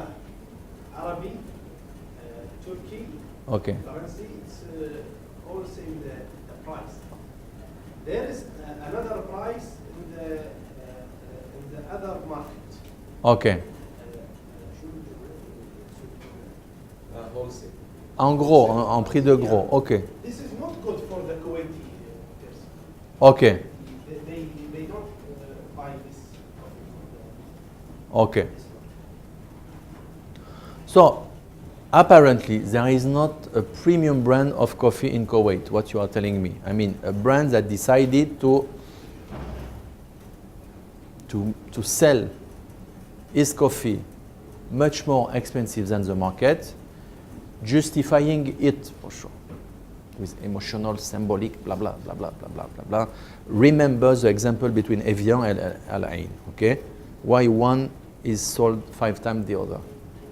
You have to justify. You can put the price that you want, but at the end, you have to justify. You pay a Ferrari $200,000. Why? Because it's justified. It's not pricing. Yeah, it's a luxurious product. Okay, there is a big premium, by the way, but it is justified, and it is justified because people, they buy it, and you have a waiting list. So it means that the price is good. If they didn't sell any, if they wouldn't sell any car, there would be a problem. You are not legitimate. So bear in mind this triangulation: brand identity, brand image, brand positioning. The big difference being that brand positioning, your actor, you choose to put your brand at a certain level, and brand image, it's the opposite. How the brand is perceived. And this is another story, because you influence people, but the brand image has to be, for sure, the most positive one. Problems. You want to position your brand luxury. You want to be the most luxurious brand for coffee, and your brand is perceived by people as a mass market coffee. What will happen? I think it's like Yusuf yesterday, because the original Yusuf products, they're for the mass basically. So Mhm. when he tried to introduce the higher end, he had to brand it differently, because Exactly. Yusuf sells it for a higher Very price, good remark. people will be like, oh, what's happening? Very good remark. You have to be very careful to this. I mean, when you want to change your positioning, you can change your positioning creating a specific brand. Okay? You can create, and Abdallah did that. He has two kind of quality. Under the same brand, you have the same brand? Yeah. Kahwaji, boss. Same. Okay. Some people, when they want to go, for instance, in premiumization, they change the brand name. They make something more exclusive. Example, Giorgio Armani.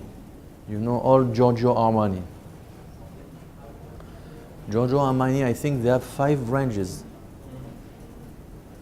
From Armani Couture, you will pay your suit $10,000 up till Armani Exchange, you will pay your jeans $100.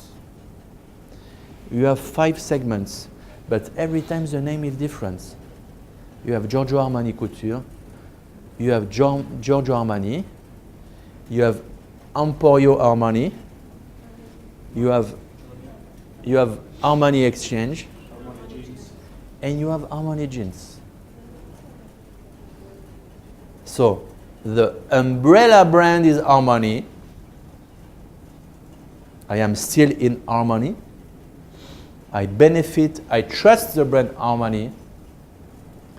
But the segments are not the same. If I am 17 years old, I will buy 2 Armani jeans. If I am a movie actor, I will buy Giorgio Armani Couture, $10,000 the suit. But still, there is a brand name Armani. So you can just justify the difference of prices.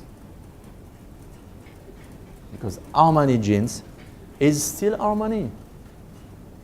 But the segment that you are targeting is not the same.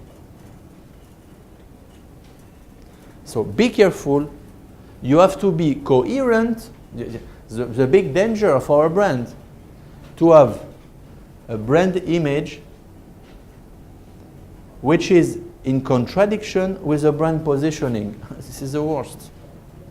The worst. You want to be considered as the luxury brand, and in fact people in their mind, they consider you as a mass brand, as a mass market brand. You will face problems. So in this triangle, what you have to remind, there must be coherence. Coherence. Coherence. It has to be homogeneous, you know, the same story. The brand identity must match with the brand image, which must match with the brand positioning, which must match by the brand with the brand identity. All those three elements must match each other, must fit.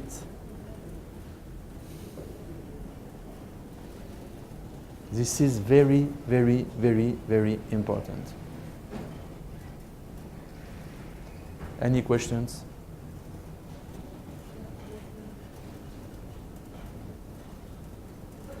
Abdullah? Another thing is for the Kuwait. On the market in Kuwait, not for the garbage, not just the quality is good in the other things, all of the other companies, it's the owner not Kuwait, maybe Lebanese or European. Okay. Immigrants, okay. This is in the PR, I think. It's interesting what you will say. 100% Kuwaiti. No, it's very interesting. So you are Kuwaiti 100%? Yeah. Okay. So you use this leverage? Yeah. Okay. And it is a good technique. It's a good technique. وطنية. Or a good selling point, yes. All people say I give this money for the Kuwaiti man, not for the. Huh? No, but it's very interesting. And it's true, but But it's very interesting. The loyalty. Loyalty. I will explain you brand loyalty after, because I have something related on brand loyalty. But you do that for what? For your brand identity, your brand image. You want to be perceived as a Kuwaiti brand, isn't it? In your DNA, you are a Kuwaiti brand. You want to be perceived by people as a Kuwaiti brand, and you want to position yourself normally as a Kuwaiti brand, meaning normally. it's like your example with the macarons. You brought French to do the macarons in Lebanon. This guy produces Kuwaiti coffee and he's not 100% Kuwaiti. It's the same. You're right. You're right. You try. It reinforces your legitimacy. I am Kuwaiti. I produce coffee in Kuwait using a nice word, kahwaji, saying to people, I am legitimate. It's my place. It's my place as a Kuwaiti. And sous-entendu, I mean, saying indirectly, it's not the place of others. I am more legitimate than others, because this is the meaning. When you say, I am Kuwaiti, which is not said, not like the other which are not, who are not. So indeed, we can name it a competitive advantage, we can name it a symbolic value, an aesthetic value, because indeed that it's natural. You're Kuwaiti. If I am Kuwaiti, perhaps I will have tendency to buy your coffee and not a coffee of a Lebanese person, or Jordan, or whomsoever. So indeed it can affect a kind of detail, I mean, like that. It's very important when you build your brand. So normally in your DNA, in your brand identity, in your storytelling, you will have to stress that you are Kuwaiti. To stress. Not to say Abdullah a national born Kuwaiti, native Kuwaiti. No. You have to. 100% Yeah. Kuwaiti, a small line. You can write a story. You can write a whole story about that. That's how it started. You can write a full story. Link between Kuwait and coffee for ages. You can write a very nice story. But this is a selling point for you. I think it can. The way it is used, it can be a very strong selling point. So it's very interesting as a remark. Please, if you have one thing to remind in this course, it's this page. Brand identity, brand image, brand positioning. When you will have to deal with a brand as expert, as NGO, as professional, one question: what is your brand identity? What is your brand image? What is your brand positioning? If the person doesn't know how to answer, it means that there is a problem. Because this, normally, I will show you after. Normally, when you have a brand, you must be able to build ID brand.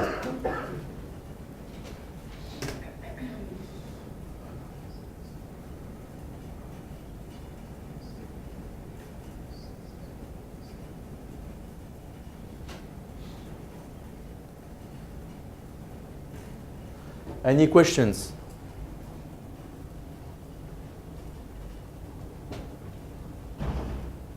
So to sum up, when we say positioning, we're talking about luxury, Yes. medium and the mass. Voilà, the main categories regarding brand positioning. You have luxury, affordable luxury, medium plus, medium minus, or mass market. It's up to you. But those are the 6 big categories. Luxury, affordable luxury, medium plus, medium, mass market. So when you say image is about perception, what is identity then? This is about positioning. Where do you want to put your brand? You want to put your brand as a luxury brand, as an affordable luxury brand, as a B plus brand, as a B brand, as a mass market brand. This is your decision, you, the brand owner. But it must match after with the brand image. What image people have from your brand. But can we say that it's easier to start big and then have a lower end than the other way around? I'm just thinking as an example, say To shift from mass to go to luxury? No, the other way From around. B and from luxury. It's always easier. I think it's not a good strategy. You know, in terms of positioning, you can always go up, but not go down. But I think, I don't know, I'm just thinking, let's say for example Kia, when they have like this new car that costs more than Yes. 50,000 BD, no one will get that because you can get a Lexus for the same price. Why would you go for Yes, but more affordable no, but car? your remark is relevant. As when Renault, they wanted to create a luxurious car, it was a failure. Renault, 15 years ago, they wanted to create the R20, 21, to make luxurious cars as German. It was a big failure. Why? Because it's the perception that people say it as Because the image, Middle class car.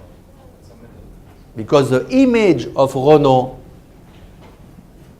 the brand image for people, will never reach the brand image of Mercedes. Let's finish, you cannot. Even if technically the car is as good as a Mercedes car. This is not the issue. Once again, we don't care about the functional I think issue.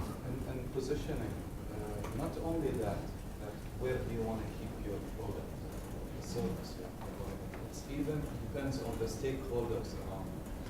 For sure.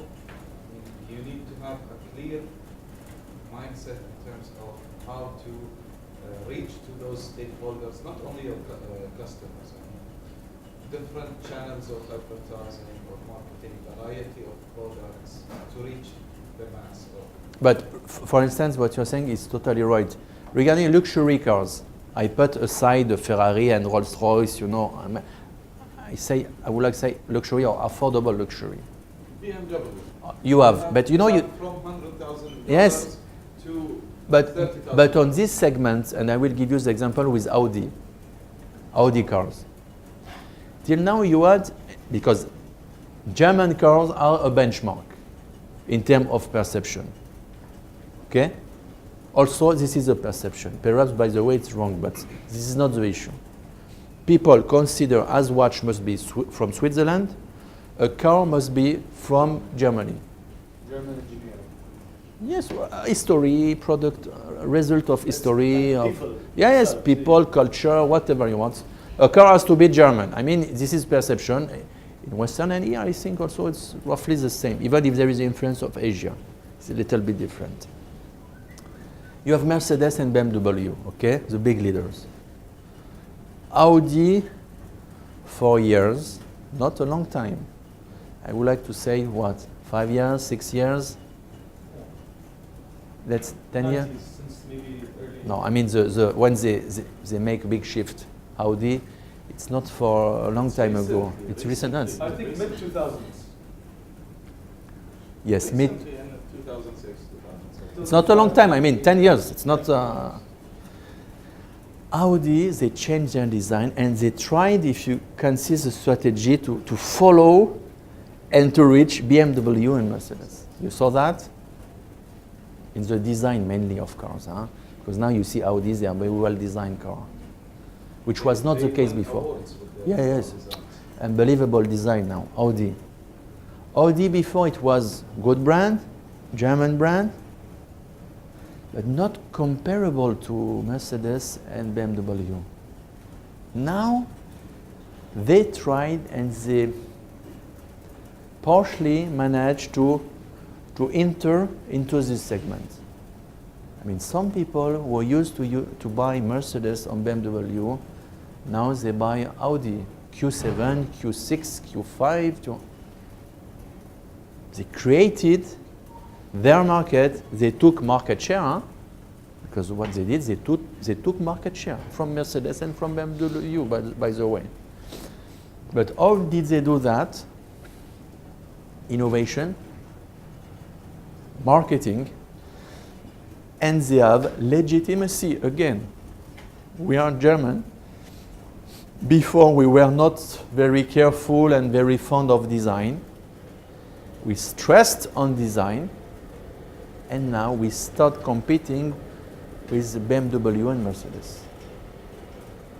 So again, you can enter into a market, you can change your positioning, as you said, to become luxury, because before Audi was not considered as a luxury. I would like to say perhaps affordable luxury, but not luxury. They managed to enter, but the prices also, they lost customer, by the way, huh? Because they increase their price. So when you increase your price, you gain new customers, but you lose others. Be careful, huh? Because now if you want to buy Audi, the prices are similar than BMW or... The technology that introduces Mercedes and BMW now, they are trying to go up with it. Exactly. It's not only the design, even the technology. Exactly. So, you know, to answer to your question, you can upgrade your brand, and Audi, they did that. But it has to be supported by marketing, by innovation, but if you want to be legitimate. And I think Audis, they managed partially to enter into this segment. As an outsider, by the way, huh? Because they are purely outsider in this game. Outsider. So it doesn't really matter which way you go. There will be options and Look, but we speak with that, the way it's from down to up. Down to up. The shift from affordable luxury to luxury. To make the opposite is different. It's more delicate and complicated to shift from luxury to affordable luxury because you can spoil your brand. And Mercedes does that now with the small model of Mercedes. They do that, but it's different. It has to be done on a very professional way. Guys, you wait. We break for 15 minutes. Yeah, yes. 15 minutes. What time are we going to finish today?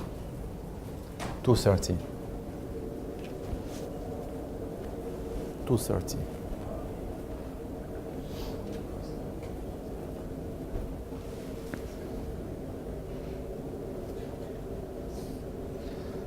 Where are the toilets? Where's the... Excuse me, where's the toilet, the restroom, please? It's you go to the left, out the door, the next door. Thank you, merci.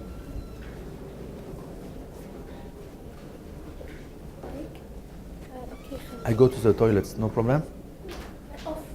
Where, how do you put it off?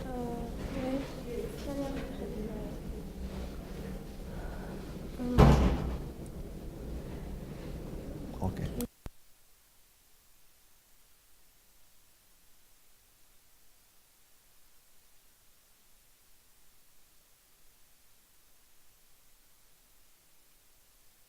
The interest to have a strong brand. What is the interest to get a strong brand? Quality. We are going to look at the picture. It's written, it's clear. Ah, ghost. A ghost.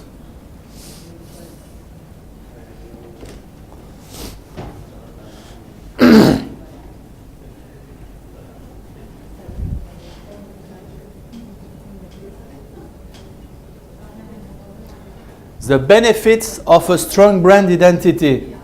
Guys, we finish at 2:30, yeah? We have, okay, go. The benefits of a strong brand identity. Facilitates recognition of the brand. What does it mean? Recognition? You are in Carrefour. You are in Carrefour. You want to buy a shampoo. If you are a famous brand of shampoo, what happens? If you are HNS, if you are L'Oréal, if you are... it's clear. L'Oréal, Garnier, I don't know. Facilitate recognition of the brand. Immediately, when you will walk around in the shelves of the supermarket, you will recognize L'Oréal, Garnier, etc., etc. Okay? Give customer reasons for buying our products. I mean, when you are in a small shop or big shop, when you see L'Oréal shampoo or Garnier shampoo, what do you think? What do you think? You see a famous brand on the shelves. It happened to me, I tell you the truth. What I am telling you, it happened to me yesterday evening. You know, I am at Ibis Hotel. I wanted to buy a toothbrush, to change it, you know. I went to Lulu supermarket in Dana Mall. Okay. There was a full shelf of toothbrush. Perhaps, believe me, 5 or 6 meters of toothbrush. Really, I was confused. Soft, medium, strong means medium. Okay, let's see at the medium. 5 meters, I mean, from here to over there. Toothbrush. And prices starting at from 600 fils till roughly 3 dinar. I look, discover. Okay. High levels, middle, down. First of all, you observe that the cheapest are not high level. The cheapest items are bottom of the shelf first. 500, it was here. 3,000, high level. Perhaps 10 brands of toothbrush with roughly the same packaging, you know? Blue, white, pink, with stripes, with... What did I do? What did I do? I didn't have time, you know. I didn't want to spend 1 hour to choose a toothbrush, you know. This is our problem also. We want just to take something and go. I want to take something, not to spend my evening in Lulu supermarkets, you know. Would prefer to be in my room watching TV. I go directly, I told at the end, خلاص. To what? Take something.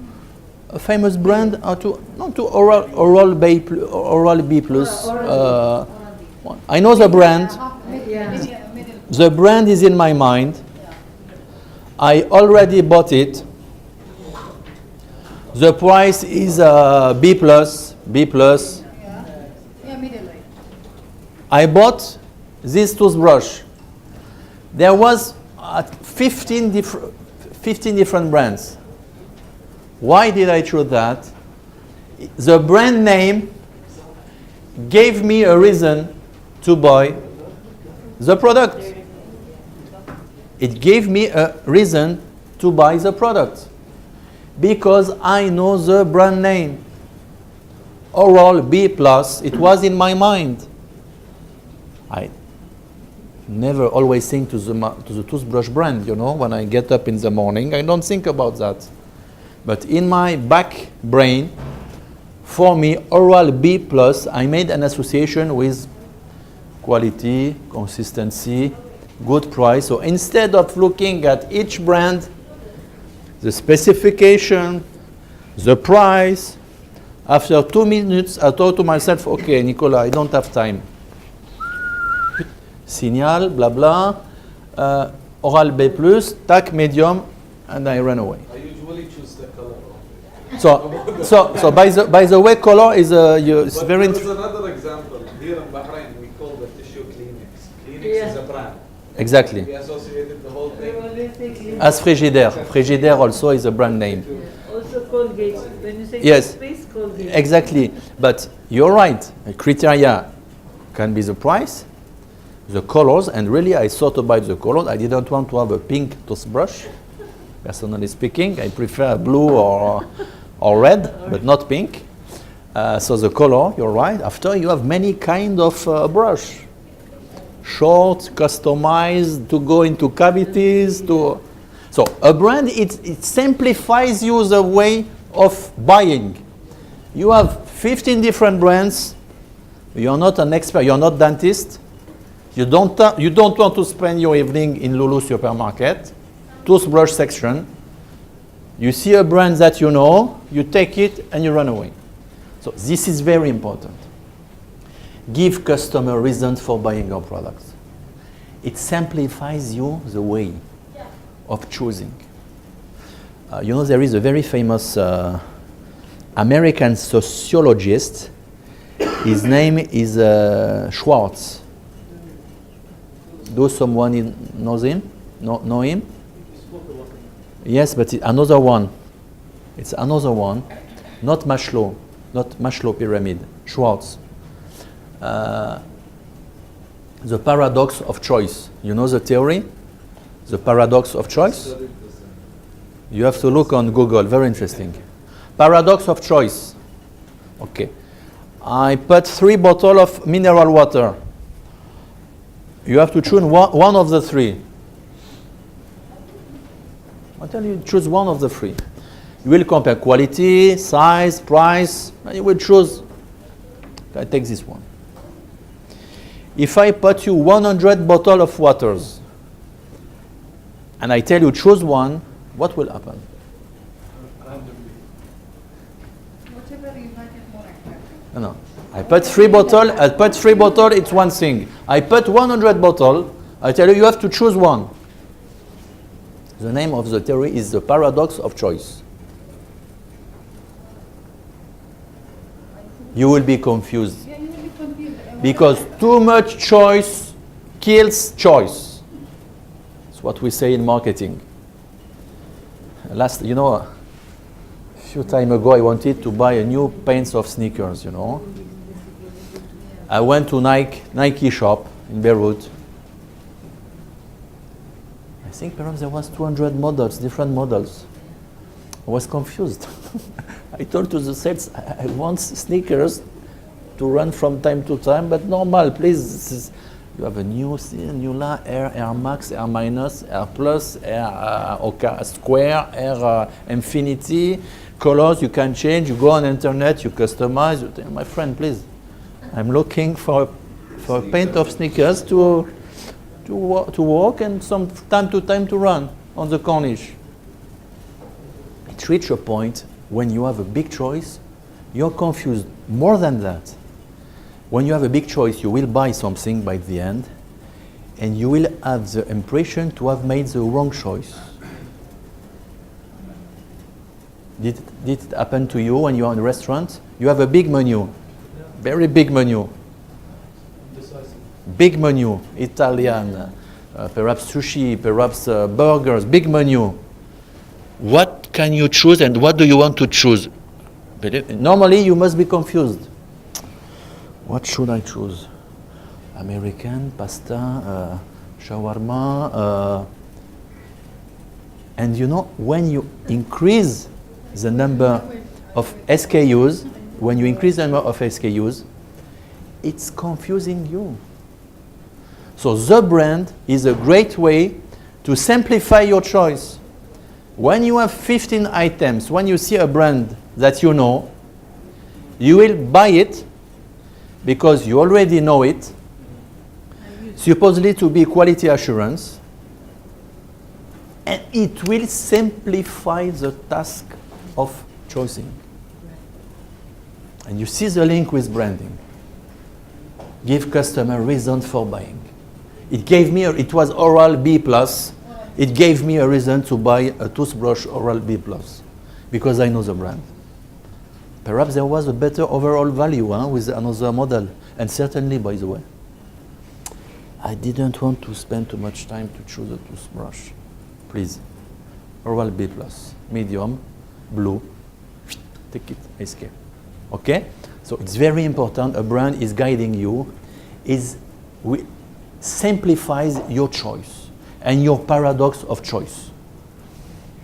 Allows to charge a price premium. When you are a brand, and it happens certainly with the toothbrush I bought, when you know the brand, when the brand is strong, normally it's more expensive than a brand, Carrefour toothbrush brand. Because Carrefour now, they create their own toothbrush. But when you have a brand that you remind, which is in your brain, you can be sure that it's more expensive than others. Big brands sell, but big brands, they are nurtured with marketing, and marketing, you pay it. It's not free. Oral B+ is a well-known brand because they spend millions of dollars in marketing. And that's why you remind the brand name, by the way. Not because it's the best toothbrush on earth. You don't care about that. You even not ask yourself the question. This is not the issue. We are not anymore in functional. One more time, we are not anymore in functional. You have 20 different sorts of toothbrush. You won't speak about functional issues. So when you're a brand, you're allowed to charge a price premium, to be more expensive than the competitors. Increase brand loyalty and brand attachment. What does it mean? When the brand is well known, and it was the case again for the toothbrush, I knew the brand name was in my head. And what did I do? I bought again another Oral-B Plus toothbrush. So it means it increased my brand loyalty and my attachment. This is the power of the brands. Why do you come back to Starbucks coffee? Why do you come back? You go once a year? No. Why do you, Costa? Why do you come back to Costa or to Starbucks? Why? Maybe because of emotional, the one you discussed. By the way, it's top of mind, as we say. I mean, it's in your brain. I mean, if you want to go to have a drink, a coffee, in your brain there is Starbucks, and you will, because you love your past experience, you will repeat it? It's everything, Yes. from the aesthetic value to the taste. Starbucks, we call it, there is a name for all that. What is the name? What you are telling, there is a name, huh? No, it's not. Is it a status? Perception? There is specific expression. To summarize what you are telling, there is, I know. it's in 2 words. 2 words. I give you the first word, retail. The second word, Branding? no. Okay, I give you a letter now of the first word. E. So retail, E. You have to fill the other. Not equity, it could have been, but no. Experience. This is the story. You are in Starbucks. Forget the quality of the coffee. If you're a coffee lover, don't go to Starbucks. Yeah. But this is not the issue. You don't go to Starbucks to drink a good coffee. This is not the. This is not the goal. If you want good, if you want good coffee, you go to a coffee with an espresso machine to take Illy coffee or Lavazza coffee. I mean, pure espresso, original espresso, as you do in Italy, or you know, or if you like American coffee, they have a legitimacy, okay, in American black coffee, Starbucks, indeed. But if you want to, it happened to me when I am in Starbucks to order an espresso coffee, and most of the time they are telling me, strange what I will tell you, they are telling me we don't have Fengen, I give you a small cup in carton. And you saw it's a sin in Europe, huh? To serve an espresso in a carton glass, it's a sin. You go to hell if you do that in France. In Europe, or in Italy, in France, you go to hell. Drinking espresso is enough. It's in porcelain, cup. Seconds of its Exactly, expiry. exactly, you know. So, but anyway, this is not the issue. You go to Starbucks to enjoy a retail experience. Irrespective of the quality of the coffee. Again, the functional issue of the brand, you don't care. Don't say that the coffee is not good, huh? But it's normal coffee that you can find everywhere. But you go to Starbucks for all the things which are around coffee, which is different. Why do you go to Starbucks? Give me reasons.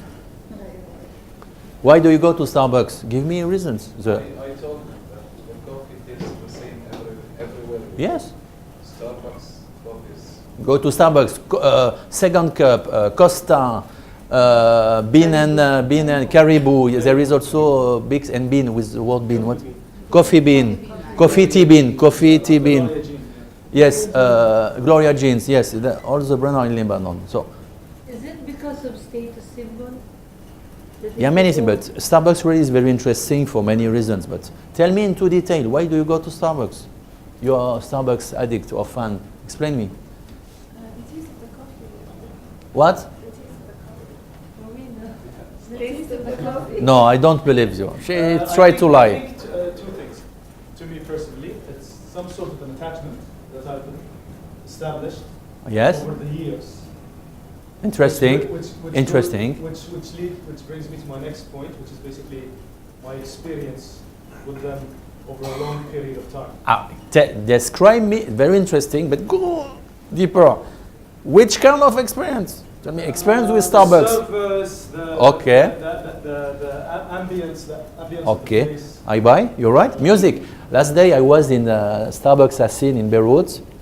There was really a great jazz music. Unbelievable. And they sell it, right? Yeah, yes, they have CDs, yes. Great jazz music.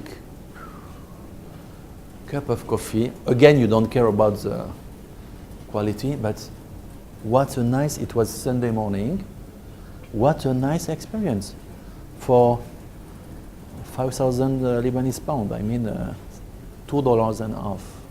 I had a great experience, 2 hours, with my smartphone, a book, listening to music. Nothing is linked to the coffee business here. The coffee is irrelevant. There's something else as well that just came to mind. It's one of the 5 P's of marketing. Place. It's availability. Yes, but go deeper. What you're saying is very interesting, but go deeper. Describe me the experience, because all the story is the experience. It's available almost everywhere. Everywhere you go, Okay. there's a Starbucks. So, Accessibility is very okay, so you have what you want to say, deduction. You have consistency. I mean, you go in a Starbucks in Beirut, in Kuwait, here, you find the same thing. Oh, no. Within the country. Okay. The country is, okay. The place Roughly it will be the same anyway in the region, but I mean, you mean good location, you mean nice location. And everywhere. Available, so it's a practical. Availability. It's widespread. It's Okay. distribution. Something more concerning the experience. Go deeper. Some experience with Starbucks, okay. It's already Help him. everywhere. Okay, but regarding the experience, I enter into a Starbucks coffee. What happened? This is something, I will tell you something very specific. I will tell you something very specific now. I think, is it the smell? Smelly perhaps is a part of the story. Or The name of Starbucks. yes, because now it became a brand. So Starbucks, you say, I was in Starbucks. It's better to say that I was in Nicolas Cafe. Okay, it's stronger. If you want to impress a woman, you say Starbucks better than Nicolas Cafe. Okay. Yes, it's more It's powerful. It's the little things. Mine was about to say. The way they welcome you, I think. Ah. They write Non. Papa, ça c'est. They write your name on Ça c'est. with a nice smile. This is all the story. And I will conceptualize what you are saying. My concept. Starbucks does not sell coffee. Starbucks does sell recognition. What is recognition? I enter into a Starbucks cafe. I walk around the door. Hi, Nicola, how are you? I am Prince here. It's my house. I'm well known. So waiter is naming me with my name, is giving me an emotional value. Again, link with prestige, bien sûr, for sure. Prestige, for sure. There is an emotional value. I enter into a place, hello Nicola, how are you?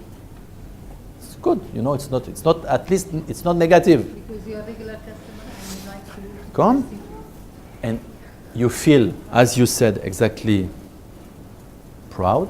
Say, I'm famous here. It's flattering your ego. And this point was studied by marketers. They say that the reason of Starbucks is they sell you recognition. So again, nothing to do with coffee, huh? Forget the coffee. Hello, Mr. X, how are you? So this is what we call the retail experience. The music, the decor, the chair, the armchair, the way people are treating you and the way people are dealing with you. Popularity. popular and also the quality of people. I add something. According to you, I ask you a question. What are the values which are linked to Starbucks? The values that you can associate with Starbucks. Experience. Yes, but experience is not a value by itself. Friendship. Yes, but it's It's friendship. ça c'est intéressant. Friendship. Friendship means Starbucks. Cool place. No? I am in Lebanon. I see only American and English. Huh? Foreigners. Cool place. Isn't it? You're very welcome. Cool place. You come with your laptop, Apple, normally. You install, you take your car, you scratch. It's a cool place. You can come in shorts, in flip-flop. Cool. Cool. Come as you are, you know. You come from the beach. You can go to Starbucks to sit. Cool.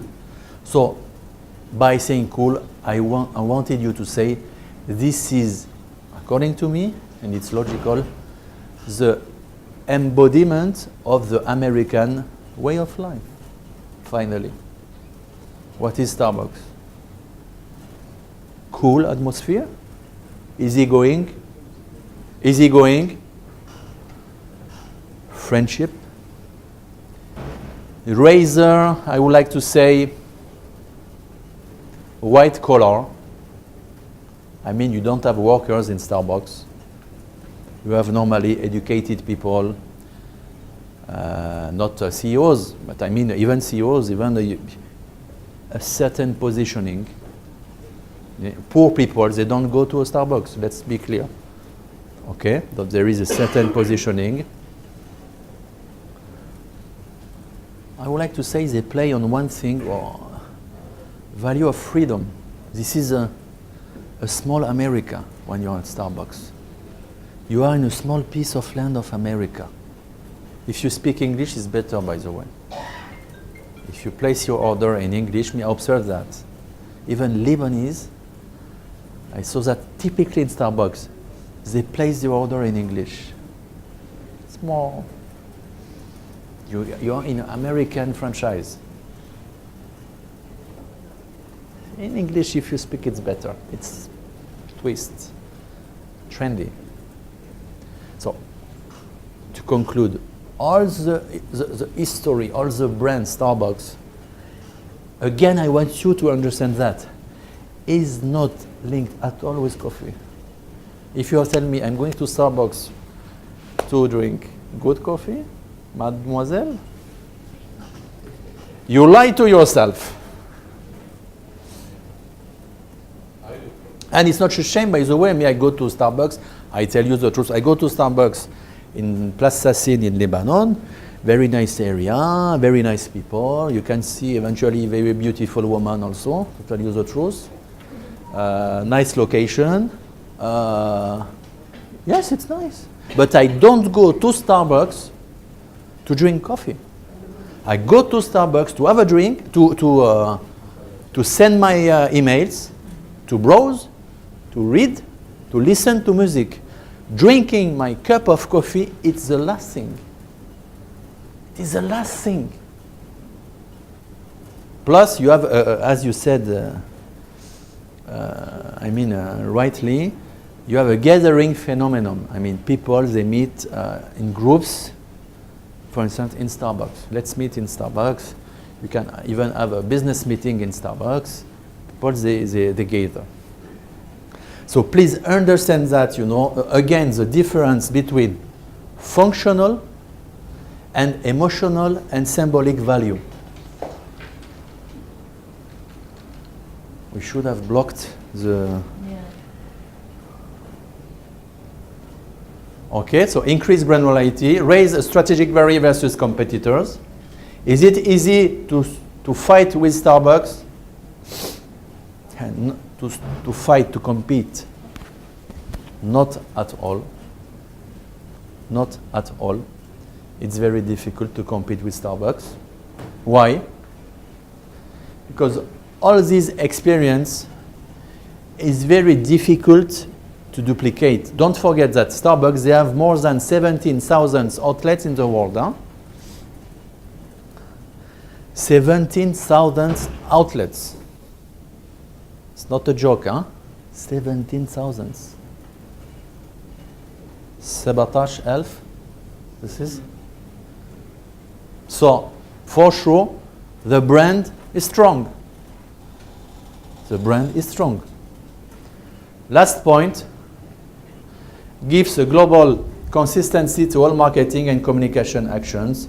I mean, when you are a global brand, when you are a brand, you can unify your marketing. I mean, the way of marketing Starbucks in Bahrain and in Lebanon, I think, is roughly the same.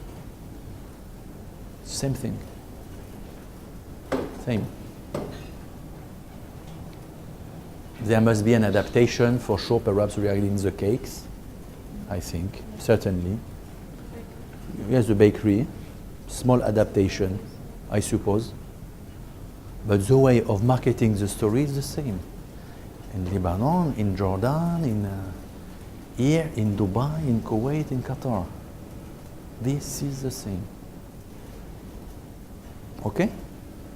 So the benefit of a strong brand identity. Look at the benefits that you can get when you have a strong brand identity.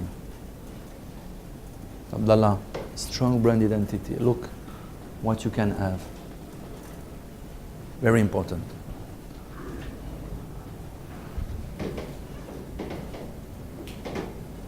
Different kind of brands, you know. You have the product brand. You know the product brand? Nutella, for instance. Okay? Nutella became a brand, but it's at the same time a product. Yes? Say, I want to buy Nutella. It's a brand and product at the same time. You have the range brand. You know, example, Dolce Gabbana and Lancome. I mean, you have brand with many different, Dolce Gabbana, you have many things. You have accessories, you have shoes, you have textile, you have perfume, you have, okay? And you have different products. You have after the umbrella brand. Umbrella brand, very interesting. A big brand which gathers many other brands. It's what I was telling you regarding Armani. Armani is the umbrella for 5 brands of Armani. Armani Couture, Giorgio Armani, Exchange. You have 7 now, je crois also, 7. Emporio, yes, Emporio Armani. You have 6 different range of Armani, but the umbrella is Armani. Okay? Louis Vuitton is the same. Louis Vuitton, you have many products which are stamped Louis Vuitton. You have luggage, you have shoes, you have glasses, you have textile. I forgot that I was filmed. I cannot eat. Thought at the last second. I cannot. They will cut it at the montage. He's eating a Twix. Source brand, you know, corporate name with daughter brands, product and benefits. I mean, Calvin Klein is the name of the designer and of the owner of Calvin Klein brand. The same for Porsche. Porsche is the name of the engineer who invented a specific kind of car and of engine. The name was Ferdinand Porsche. Okay? How about the range? I don't understand. Tell me. Range, right. The second one. Okay. You have a brand with different products. This is typically in cosmetics. You know, you have a brand. Lancôme, you know produit Lancôme? Lancôme. Lancôme is a brand. But you have many products depending on Lancôme. Lancôme, you have many things. You have cream, you have a mask, you have a shampoo, you have maquillage, makeup. So, under the name of Lancôme, you have many different products, many different brands with a benefit implying and based and applied to different products. Lancôme, you have many SKUs in Lancôme, many categories of products. But In even Lan- in LV, you have the same. Yes, but LV, yes, but LV, look, LV, you know, you have the products which are more important, who are coming before the benefits. I mean, LV, they are originally luggage makers, okay? And it's a brand, as all the luxury brands, which are very oriented on the product. When you buy a luggage, Louis Vuitton, a luggage, that you will pay 10,000 euros, your product is really, really, really the concretization of your brand. I mean, here the product aspect is fundamental. Here it's more the benefit. Benefit here is cosmetic. For Lancôme, you have many products reaching a benefit. Here the key issue is benefit. Here the key issue is product. This is a product brand based. This is a benefit brand based. Totally different. When you buy a luggage, and you saw Louis Vuitton, they communicate a lot on the way they work and they produce their luggage. You can visit, if you are a big client, you can visit the factory, which is in the suburb of Paris, ici les Moulineaux. They have a factory, and if you are a VIP client, you can visit a factory Louis Vuitton to see how people they produce, for instance, your luggage or your handbag. So the legitimacy, this is specific for luxury brand, is based on a know-how and on a long history. Don't forget that Louis Vuitton, it's a brand which was created in 1855. So you have a legitimacy when you're Louis Vuitton to say we are producing luggage for 150 years. You have a legitimacy. We do this job for 1 century and a half. Okay? So this is specific for the luxury brands, this issue of history and of know-how. Starbucks, for instance, they don't communicate on history because there is no history. You cannot say we are American coffee seller or coffee shop for 30 years. What does it bring to the brand? Nothing. We don't care. You can tell me I have 17,000 outlets. Okay, it's strong. You say, okay, it must be successful. I think there is something different because if you have 17,000 outlets, it means there is something different. But to say we are Starbucks since 20 years, it's useless. I mean, it's no meaning. Okay?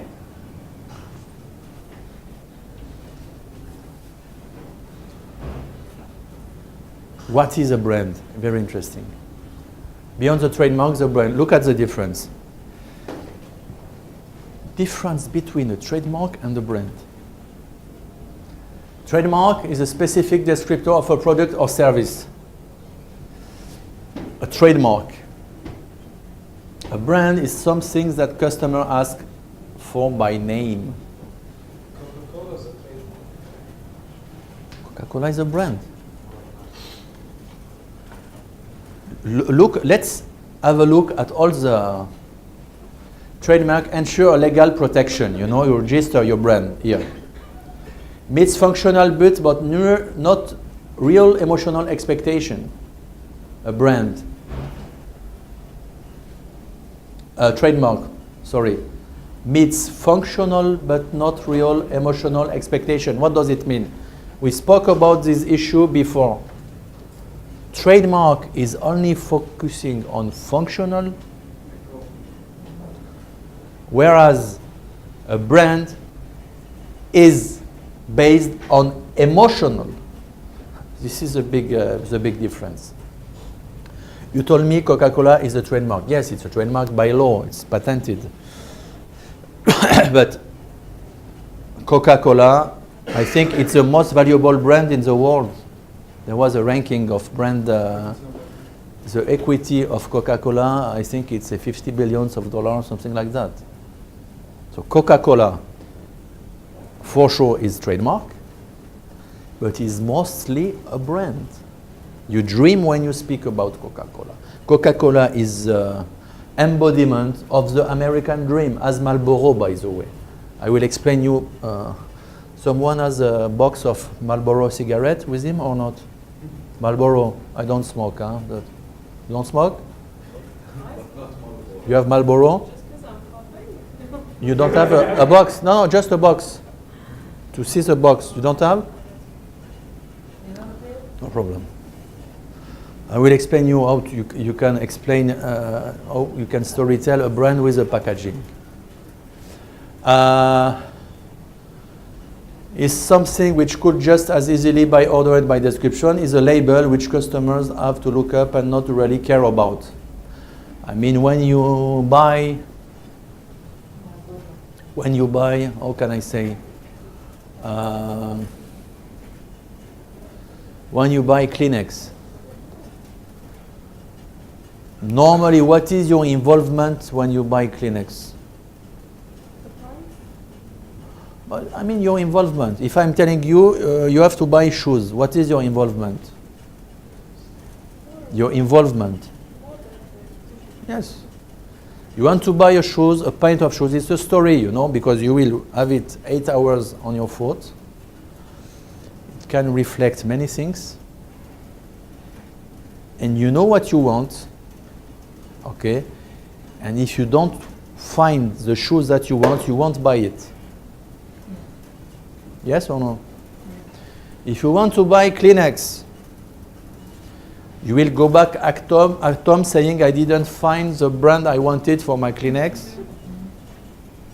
I have to wait 15 days, a new arrival for my Kleenex. I will buy. You say need it. You don't. There is no involvement. To buy a box of Kleenex, there is roughly, or perhaps for some people there is, huh? You never know. Perhaps some people are obsessed by the Kleenex brand. It must exist. Yes, you don't know. But for normal people, there is no involvement to buy Kleenex, and there is an involvement to buy a smartphone or a pair of shoes. Okay? So let's move to the brand. This is interesting. It's something that customers ask for by name. By name. I want a Polo Ralph Lauren. I want to buy church shoes. I want to buy a Chanel sunglasses. I want to buy a Swatch watch. I want to buy a Samsung smartphone. I want to buy a coffee at Starbucks. I want to buy a Porsche Cayenne, etc., etc. You speak from now about brand, okay? It's hardly substitutable.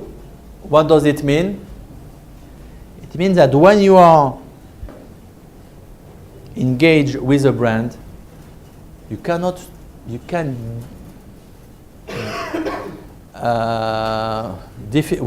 you cannot easily replace it. You want a smartphone Samsung. If you want a smartphone Samsung, you don't want an HTC, and you don't want an Apple, and you don't want a Sony. In your mind, nothing will compare with it. Finish. You choose her as you choose your wife. I choose a brand. It's finished. So, it's not easily substitutable.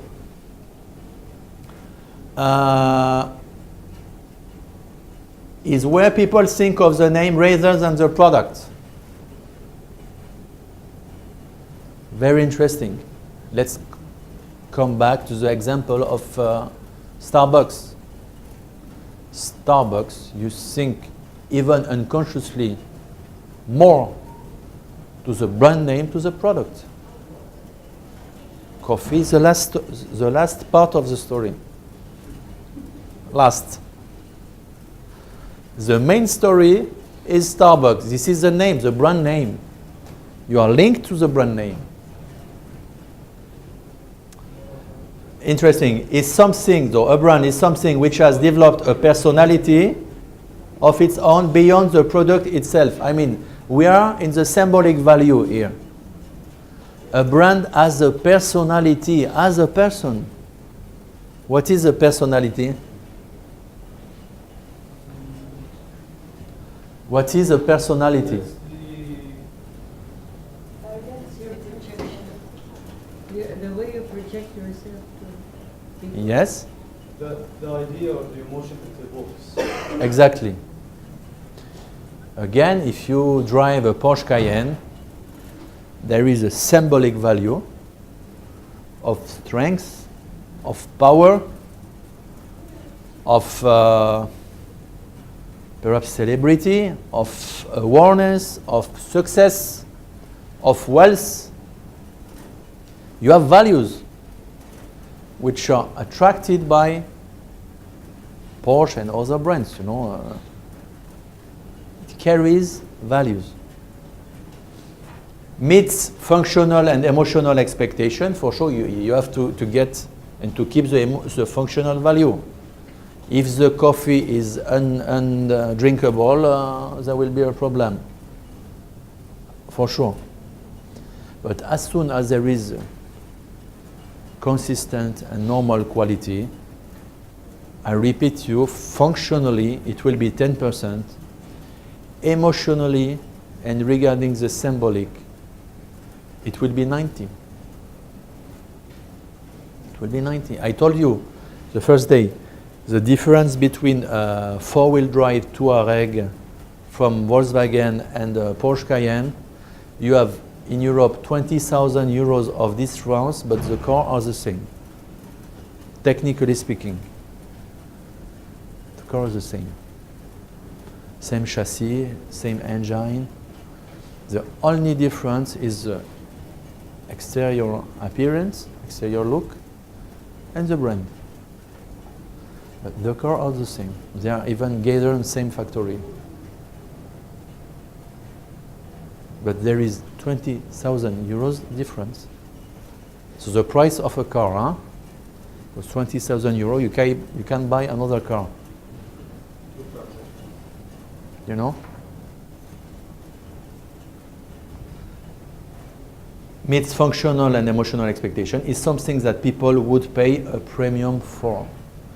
I mean, when you are attracted by a brand, okay, you are ready. It's exactly what I was telling to you. You are ready to pay 20,000 more euros to get the brand name. So you could tell me it's expensive for a brand name, 20,000, but 20,000 euros instead of having written Touareg and Volkswagen, you would have written Porsche Cayenne. It's not the same name, not the same values, not the same emotional, not the same symbolic, and you will pay it for that. Don't think it's free. You want a symbolic value of wealth, of success, of power, of elegance.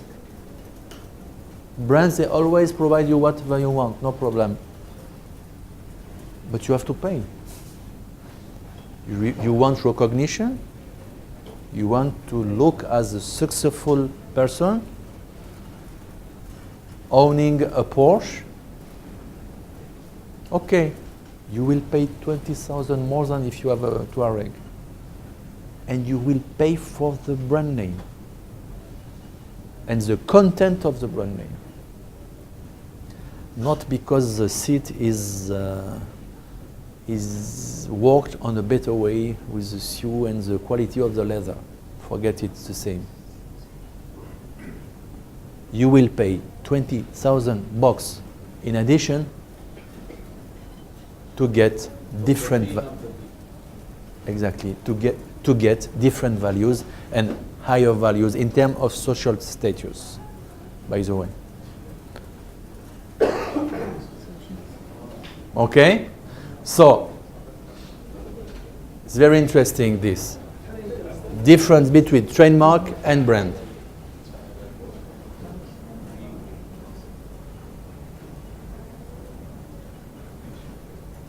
Look, from a product plus approach to a branding approach, you have two drawings, okay? So let's have a look at the center. First sketch, you have product, the center. Second sketch, you have a brand. So you have two kind of approach, two ways of seeing,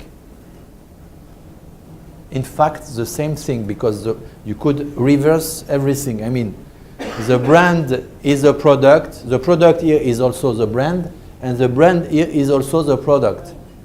Okay? This is the same, but two different perspectives. Product perspective, we speak about product. We speak about a cup of Starbucks coffee. Okay? Let's have, as example, the cup of a Starbucks coffee. Product category, so it's beverage. Provenance, the origin of the bean, of the coffee. Usage situation, when you are with friends. Price quality, it's written on your on the menu. And finally, all those elements are linked to the product. But observe very well the terms. Product category, attribution sought, it's good. Product, it's a good coffee. Provenance, from Ethiopia. Usage, I mean when you are in a Starbucks coffee. And price quality. This is a product approach that you have to forget. I tell you, this, you forget it. It's finished. This is the approach people had 30 years ago. Finished.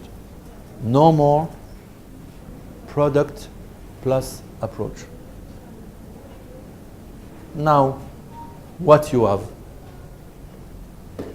You have a brand approach. The brand who is representing for sure a product. So imagine that the product is included in the brand. So we still have the product, but in the brand box, and look at the different elements surrounding the box. Brand personality, brand competencies, contract, self-extension, vision, user image, and values. Observe that most of the characteristics that you can see around are intangible. You cannot touch it. What is a brand competence? You can touch a brand competence. What is a brand personality? You can touch a brand personality? No, you cannot. It's intangible. Self-extension, vision. You can touch a vision, something concrete, a vision? No. User image, intangible. And values, intangible also. So we move to tangible characteristic to intangible characteristic of the brand. Tangible characteristics of the products to intangible characteristics of the brand.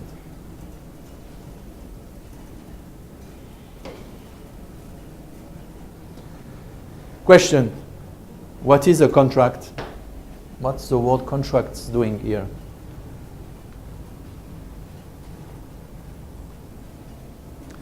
There is the word contract, the brand and contract. What is the link?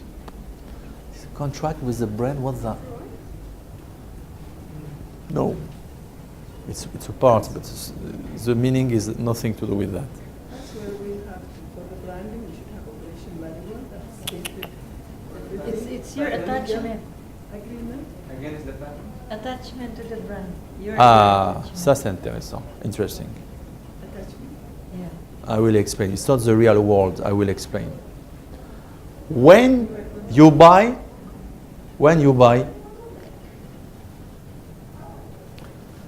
a Porsche Cayenne, when you buy a Porsche Cayenne, do you know? Yes, but I have the mic here, so not easy. When you buy a car, you buy a Porsche Cayenne. Do you know that you are contracting with the brand? On which way you are contracting with the brand? Explain me. You are binded with. It's right, but it's not the meaning. I mean, upstream.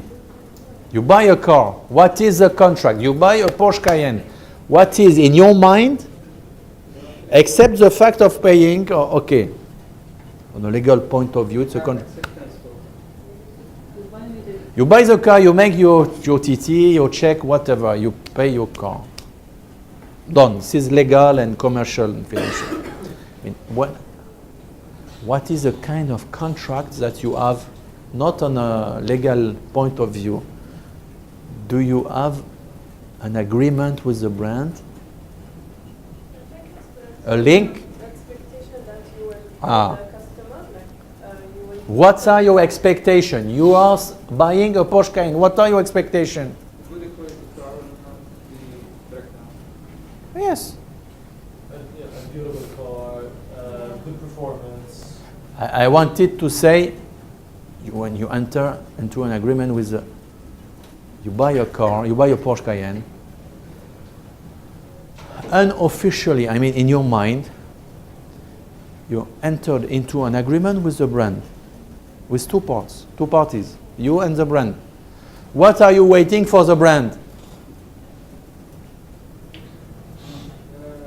I'm waiting for the car to be to the level that I have expected. Exactly. This is very important. You buy a car 60,000 euro, except the fact of paying. In your mind, You see your money. you hope that your car won't be broke 2 days after buying it. You hope that you won't pass your weekends to the garage for maintenance. You hope that your car is a heavy duty car. You hope that your car will last a lot, etc., etc. So you entered into an agreement of trust.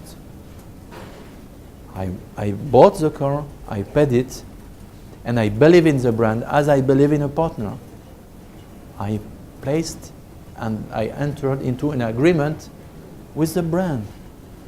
With the brand. I will show you the step. Meaning you have an assurance with them. You're assured with a good quality.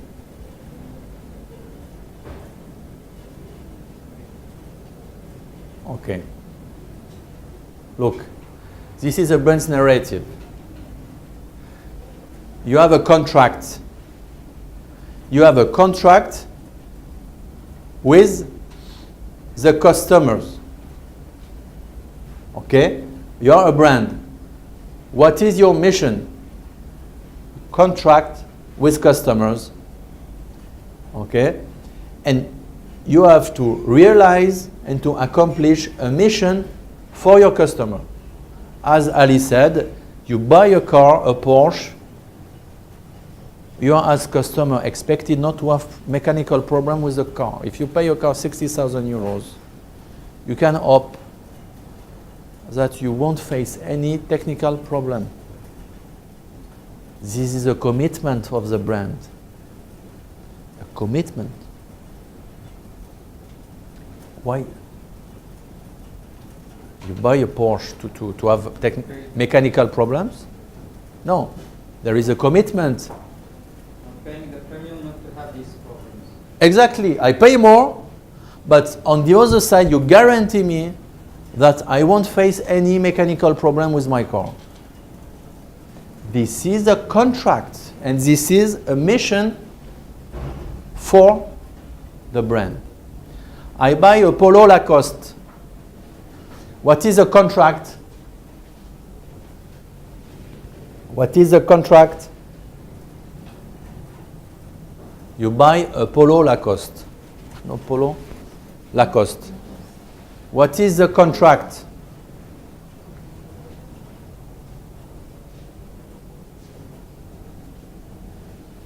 The competency, you enter, you buy a Polo Lacoste. This is a contract between you and the brand. Now you shift from mission to action. What are the competencies? To fulfill its mission, the brand shows specific competencies. What are the specific competencies of a Lacoste brand for Polo? I ask you the question. Exactly. You can say that if you buy a Polo Lacoste, the specific competencies of Lacoste, you will buy your Polo today, and after 5 years, it will be the same. Same colors, same size, same look. This is the specific competencies of Lacoste. You buy a Polo, you pay it 100 bucks, but after 3 years or 4 years, it is still in your cupboard. The button didn't leave. You cannot wear it because you are fat. This is when you get married. A friend of mine told me when I got married, I removed all my Polo Lacoste. You know?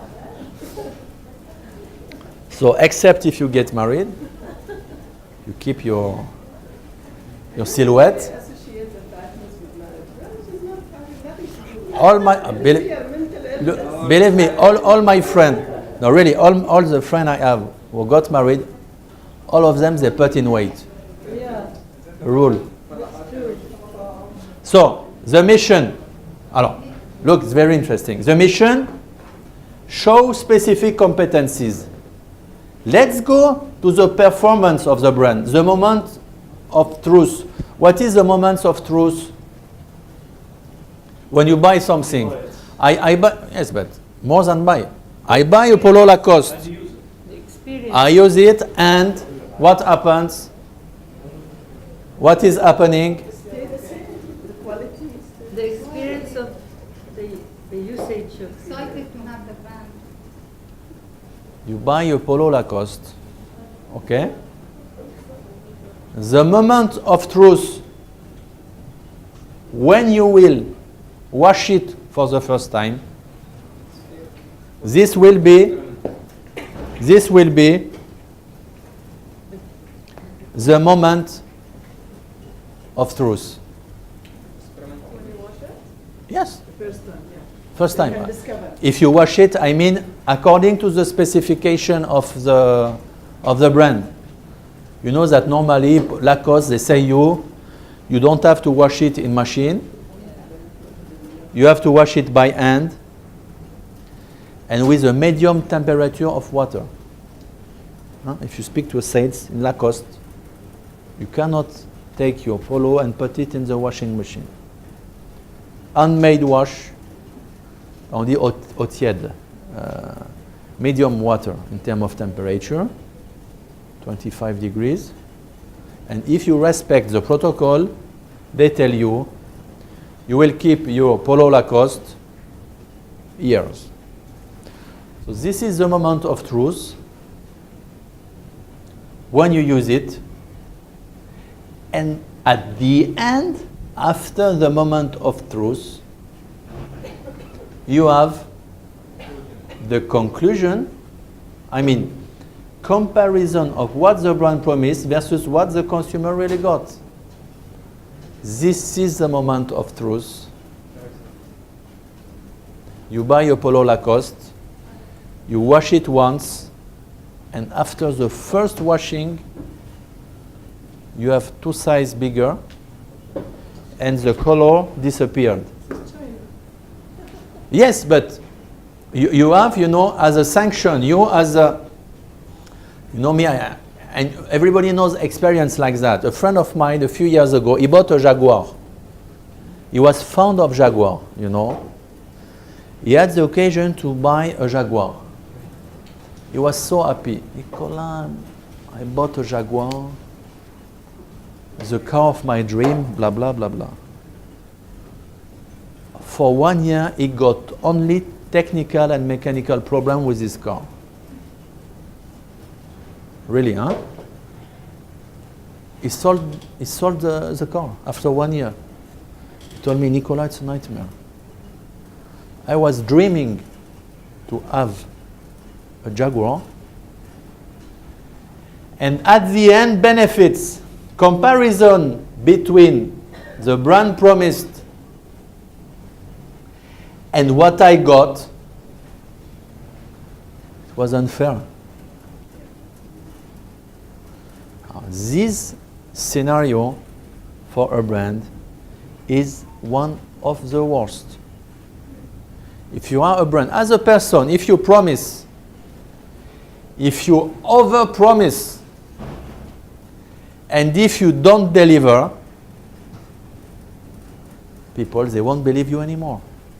In business, in friendship, in relation, with your family, in your job. Never over-promise. If a brand over-promise, there is a sanction, and the sanction in this case is, by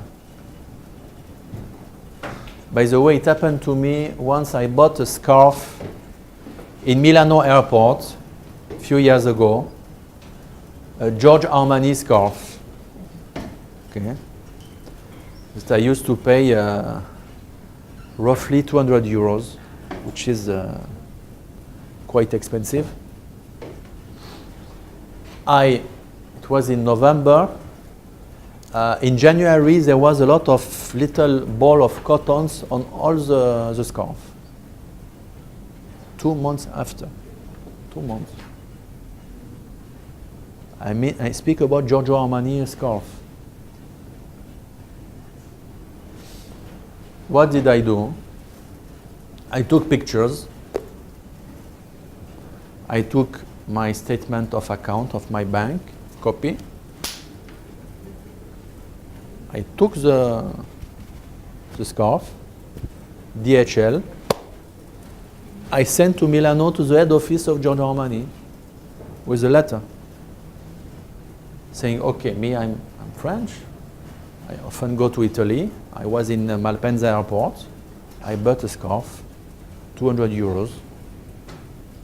And after 2 months, you could think that I bought the scarf in a souk in in India in terms of quality. They reimbursed me directly with apologizes. Why? Because they didn't respect their promise. No, yes, at this time, you know, I was not, and even me, I don't like too much to, not to tease, but you know, you're not happy. You take the product and you send it back, you know. And they were professionals, they answered, and they reimbursed me. For sure, it was a bad experience. Because you pay a very expensive product.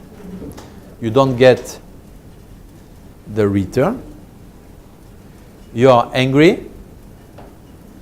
And for sure, it's spoiling the brand image that you have of the brand. So you'll never buy one. What? You'll never buy one from that brand. Because it will affect you, you know, every time Yeah. you want to do, but Yes, you but remember it. you're exactly me. Now you tell me Giorgio Armani, I say I have to see. But you're right. It's a bad image for them. In spite that Giorgio Armani is a famous brand and etc. But they didn't respect their promise. They didn't respect their commitment and their promise. You know? So when you have a brand, this is a very important issue. Always, you know, it's what Mr. Smith from FedEx used to say. Never over-promise. Under-promise and over-deliver. You see the difference? A key issue. Don't over-promise, because if you over-promise, if you don't deliver, you're burnt. But if you under-promise and if you over-deliver, you're a king. This is the difference. I think the biggest example I can give is Amazon as a success. Explain. Jeff Bezos. So, Jeff Bezos. Jeff Bezos? The CEO of Amazon. Oh, CEO of Amazon. Okay. Jeff Bezos. Yeah, when you order something from Amazon, they tell you the expected date of arrival Yes. is from this date to this date. Sometimes they even go between that range. The item gets delivered before that. So that's the under-promising and over-delivering that you speak of. I think that's a testimony. For sure. For sure. And perhaps it's done on purpose, by the way. Perhaps it's marketing.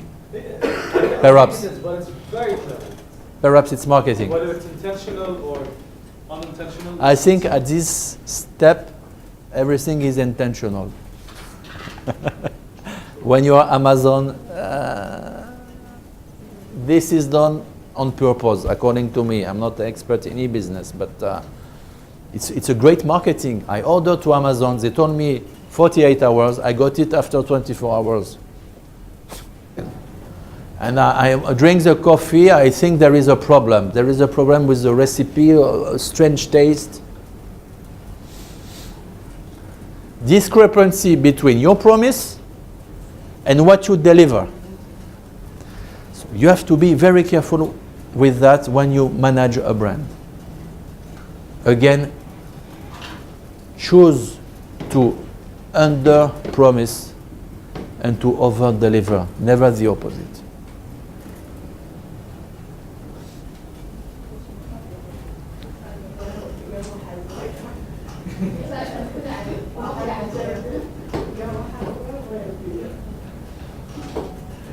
This is very interesting. Factors influencing consumer involvement. It's very interesting.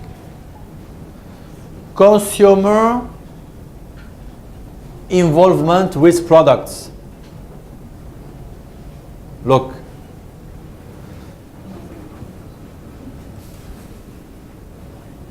Low involvement, high involvement. Okay? Price, expensive. Alors, look at the difference between the two categories of products. On the left, low involvement.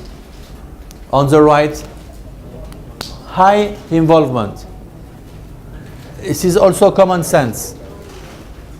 The more the price will be expensive, the more your involvement will be high.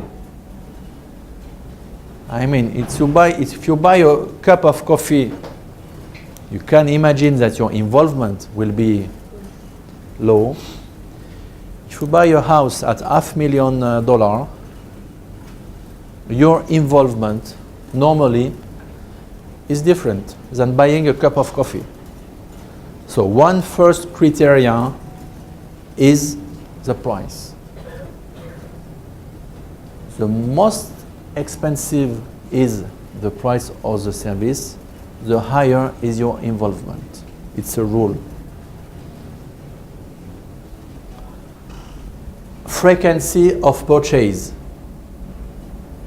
You know? When you buy another criteria, frequent and infrequent. Okay? If you buy your baguette de pain every day, your bread every day, is there a high involvement? I don't think. You go to Carrefour, I don't know here where there is a French bakery. You buy your baguette every day. Okay? If you buy a watch at $20,000, which is normally infrequent, you don't change and you don't buy a watch at $25,000 every week, normally your involvement will be higher. So second criteria after the level of prices, the frequency of purchase. You are involved a lot with the infrequent purchases. Third criteria, symbolic meaning. Low involvement, for instance, for snack food, and high involvement for clothes. Why? Explain me that. I repeat, low involvement when you go to restaurants, and high involvement when you buy a suit, for instance, or a dress for a woman. Explain me. Why that? There is a symbolic meaning, okay? What is the symbolic meaning? Where the symbolic meaning is the most strong, is the strongest? Regarding snack food or regarding clothes? What is the I rephrase. What is the symbolic value of wearing a certain type of clothes? And what is the symbolic value of eating snack foods? The clothes will be higher. Less? Yeah, higher. Why? Clothes, we're not buying it every day, but the food you have to eat. Yes, but furthermore, okay, I buy, but give me another reason. The value Yes. represents you. The value- Nothing is more representative than your clothes. The way that you are dressed is a reflect of many things.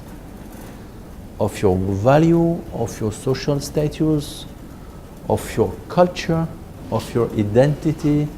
There is a strong value for clothes. And clothes, people see it. People see it. People see the way how you are dressed. Opposite, people don't see what you eat. Perhaps I didn't eat this morning, you didn't see anything. It's not written on my face. He did not eat. It's not written. You cannot guess. That's why they are snapping this these days. Put it in a snap chat. Oh. Instagram. They take photos for the food they eat. You know? So, high involvement for clothes. Regarding a watch and a soap, it's what we said previously. Social visibility, soap and watch. According to the table, you have high involvement regarding a watch, and you have a low involvement regarding soap. What? Why? Because people see or watch, but they don't know what's soap. The same story. The brand name of the soap that you use every day. You know, you meet someone. Oh, by the way, what is the brand name of your soap? Strange question. Never happened to me. Which kind of kitchen cleaning product do you use? We don't care. We want the taste of the food. You know? Results. Exactly. You are more focused on results. As soon as soap is cleaning you and killing some bacteria and germs, you have a... Is it 99%? This is all the story. But Dettol, by the way, they work very well. Huh? They communicated a lot on this issue, and it's in your top of mind, by the way. You know, it's strange because in Europe, Dettol is not well known. In France, for instance, there is no Dettol, you know. And when I arrived in Lebanon, everybody, Dettol, Dettol, Dettol, Dettol. Yes. And now I am converted to Dettol. Now I have only Dettol in my flat. All the Lebanese I know, Nicolas, you have to take Dettol, huh? The best. So you're germs free. Yes, I'm germs enemy. When germs, they see me, they escape. No, Nicolas. You know? So, because there is, running Dettol, what is interesting, there is included in the brand identity, there is a technical. They insert technicalities in the product. I mean, Dettol is reliable. Well, first of all, it's an American brand, so supposed to be, I mean, scientific and professional, first. But they communicated a lot on pseudo-scientific effects and results, which includes the 99.99. I mean, we are not a normal soap. We are aggressive soap. We don't like germs and bacteria. And they don't like us also. It's their niche. We are more than a soap. We are a kind of technical soap. I mean, it's the image, because I'm sure it is not at all, by the way, huh? Sure. But they try to integrate in their brand identity, let's back to the brand identity, this aspect in terms of content. We are more than a soap. We are aggressive soap, not like others. So, the time commitment, soft drink and dishwasher, forget it. Calculators and potential for harm and technical complexity. Yeah, let's skip those two ones, not so interesting. Book and running shoes, technical complexity. It's linked to Dettol. I mean, when you want, is there a technical complexity in a book? Till now, no, even if you have a Kindle. But a book, finally, is a book. If you want to buy running shoes, or soap, as Dettol, technical specification enter into the game. And this is all, by the way, the marketing of Nike. Nike were one of the first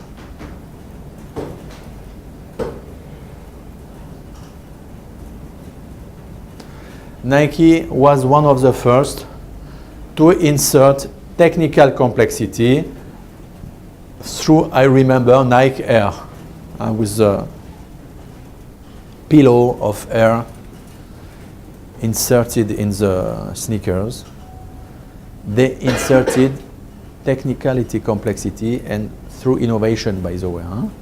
Nike Air, I mean, you will run on a cushion of air. So the issue of technicality enter into consideration in the case of specific products. I mean, you want to buy a smartphone. There are some issues of technical complexity in a smartphone. It's clear. Resolution, quality of the sound, of the pictures, of internet connection, stockage, loading, downloading, speed, etc., etc. There is a big technical issues with a smartphone. Big technical issue. Is there a big technical issues with when you buy a Twix? No. There is not. So, you will perhaps spend 1 hour discussing with a salesman, do I have to buy a Samsung Galaxy S3 or S4? And you won't spend even 10 seconds to discuss when you buy a Twix with the sales. This is a question of involvement. As soon as you have a technicalities, specification, you must spend time. You have to go, when you buy a car, you don't buy a car like that. You have to make a study, consumption, maintenance. When I will change the tire, how much will it cost me? The carburetor, you have to make a study. You buy a car at a Porsche Cayenne at $60,000. You have to make a study. When I want to change a tire, how much will it cost me? You have a high involvement. This is something expensive. Okay? Any question?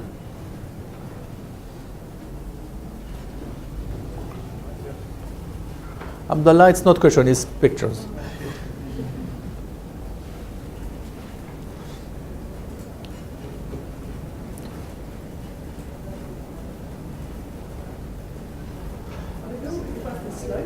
I will send it to you, but I advise you to take notes. Brand loyalty. Brand loyalty. You spoke with me about brand loyalty, Nada. You spoke about brand loyalty. Huh? Look at the case.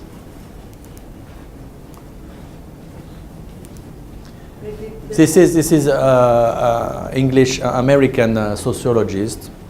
Forget it. He tried to identify 5 scenarios regarding loyalty. It's not applied to human being. Normally, when you are married, it's undivided loyalty. It's clear. No? Oh no. Normally, huh? The society is different. 2, 3, 4, 5, it does not exist, huh? So for human being, you keep the number 1. Okay? Occasional shift, no, we are not like that. Huh? So undivided loyalty, it's clear. I always buy the same product. I am fan of what's the name of the Madame has a scarf about it. Berry, English brand, Burberry. I'm a fan of Burberry. I only buy Burberry items. Undivided loyalty. Take everything Burberry. My shoes, my socks, my everything. Undivided loyalty. You never shift to another brand. You have people like that, huh? Some people are faithful 100% to a brand. Your children, they wear Oh, yeah. Burberry, yes, some people, bon, you have to get some means, you know, some money, but you have people, yes, it's undivided loyalty. Second case, occasional switch. You love Burberry, you have all the collection of Burberry, but sometimes you allow you to buy Giorgio Armani because you love Italy and you love the style. So occasional switch, occasional. I mean, you change, not regularly, from time to time. Okay, occasional switch. Third option, it starts being more risky. Switch loyalty. I mean, you will buy half of your clothes Burberry, half of your clothes Armani. You make a split. Once I buy Armani, others I buy Burberry. The brand starts losing its monopoly in this case, number 3. Number 4, divided loyalty. AA, BB, AA, BB. You will switch between the two brands, not on a exact split 50-50. It will be random. I buy 2 times Burberry, 1 times Armani, and after 3 times Armani, 1 Burberry. There is no rule. You shift from one brand to another brand, but without any pattern and proportion. I mean, forecast proportion. And you have, finally, the worst for a brand indifference. I mean, today I buy Burberry, next month Armani, and the month after Louis Vuitton. Louis Vuitton. You know, this is a brand indifference. For sure, if you are a brand, in which case do you prefer to be? No, we have our brand. If you are a brand, Yeah. in which case would you like to be? The first one. The dream of every brand is to be undivided loyalty. Every time I go to take a coffee, I go to Starbucks. No. For Starbucks, you're the best client on earth, huh? You're the best client. Let's say the truth. You are the best client. I always go to Starbucks. Let's go to Paul. No. I go to Starbucks. Forget the rest. You are the ideal customer. Brands are spending millions of dollars to get that. Millions of dollars to get that. Millions. Undivided loyalty. When you have a brand indifference, it's a big danger, because I mean here you don't have a strong brand identity, by the way, because how can you become and how can you position yourself as an undivided loyalty? How can you do to reach this goal? You must have a very strong brand identity.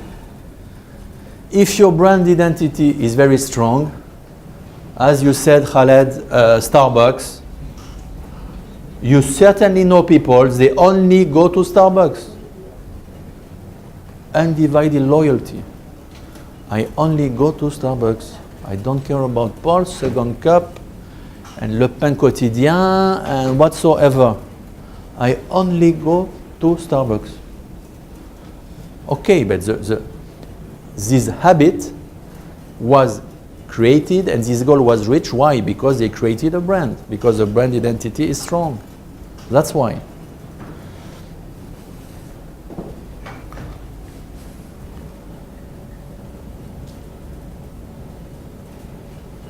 I want to show you this is it. What we spoke the first day, just in 2 minutes. We'll end by that. 3 levels of a brand. You have to bear that in mind. A brand is divided in 3 parts. Expression, what you see with your eyes. Products, design, music, packaging, employees, uniforms, service,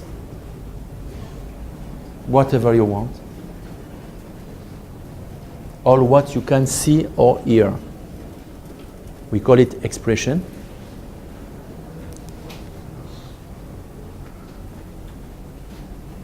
Third element, I shift from 1 to third, I will explain you one. First, expression. Secondly, the content. We speak about, in this section, only intangible. I mean, all what you don't see. I mean, all the ideas, the vision, the missions, the values, the symbolic values, the mentality, the aesthetic, the emotional. You are in this part in the symbolic value, in the emotional, in the intangible. I give you a tip to remind you that this is as a human being. I can define a human being looking at him or at her. Okay? I can define a human being looking at her, at you. You have an expression, a dress, your clothes, your shoes, your attitude. I see that. This is expression. All the things I can see from you. As I always compare a brand and a human being. It's very, very easy. Content. What are your ideas and your value? This is more complicated. Because I can see Khaled the way he is dressed, but what he has in his mind, You don't want to know. I don't know. I don't know. But when you are a brand owner, you have to know. When you are a brand owner, you have to know what is in the mind of your brand as a human being. I mean, as a person, what are the values? What are the beliefs? What are the emotions? What is the character of the brand? What's about his or her opinions? His ideology? All these parts is intangible. You cannot touch it. This, you can touch it. Considering the content, I mean what you have in your brand, I mean what is the DNA of a brand, you can touch it. And this is a very difficult exercise. This is a very difficult exercise because as far as I know, you can very easily describe a brand on the physical aspect. You go in Starbucks coffee, you can make a description. The codes, the designs, the products, the function, whatever you want. You can describe what you are seeing, but what are the values of Starbucks? This is another story. You have to look for it. And it's not easy. Second part for the brand, I told you, I shift from 1 to 3.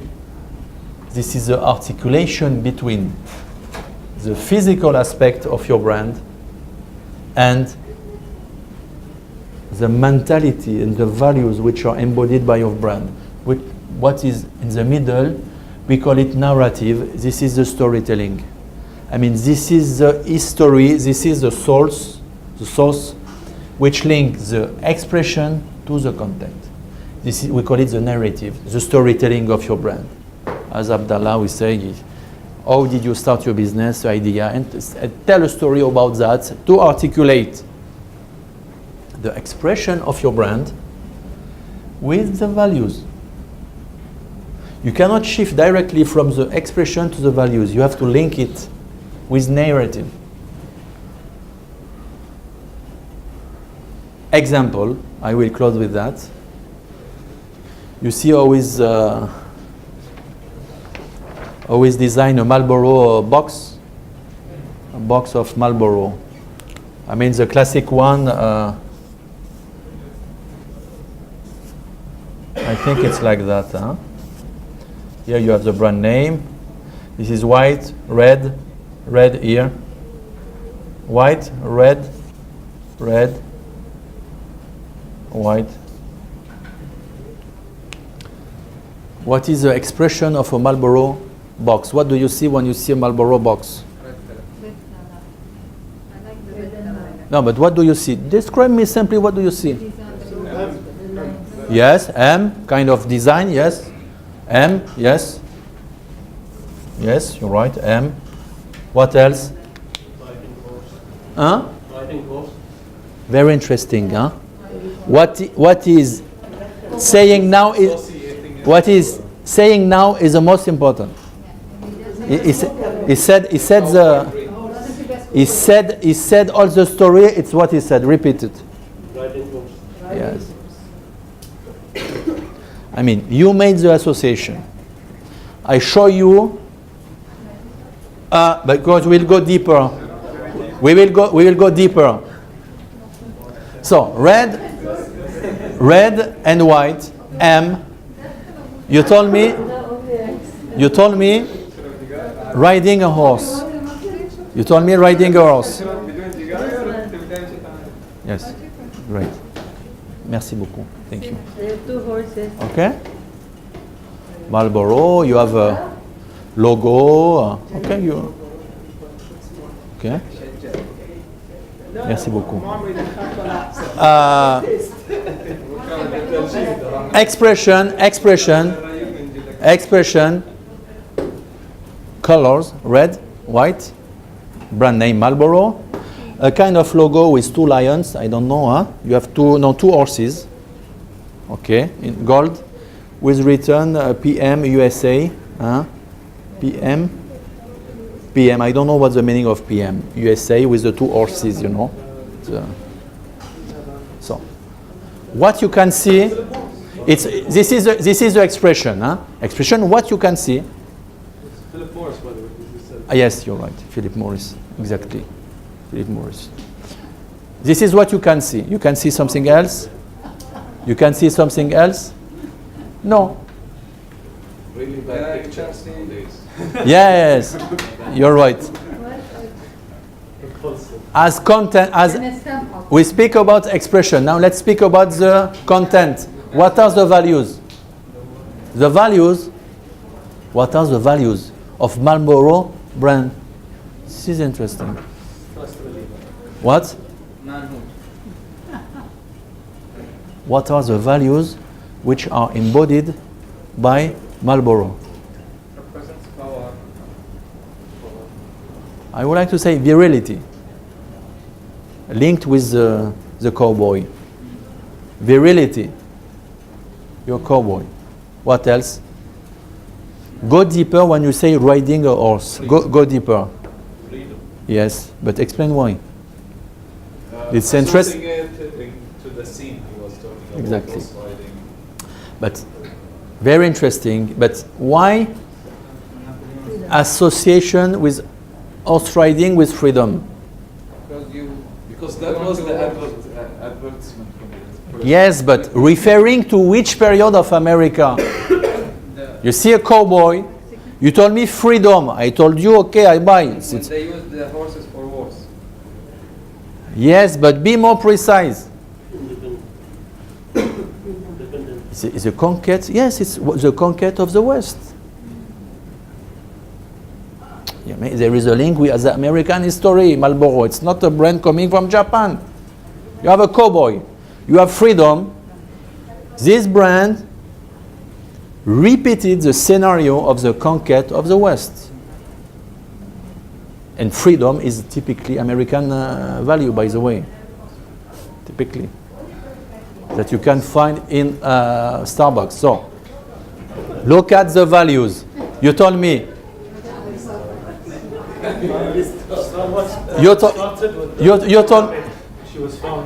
You told me expression, it's clear. Values, freedom, virility, strength, independence, America, because it's linked to power, it's linked to America, Marlboro, not to China. What is the link between the expression and the content?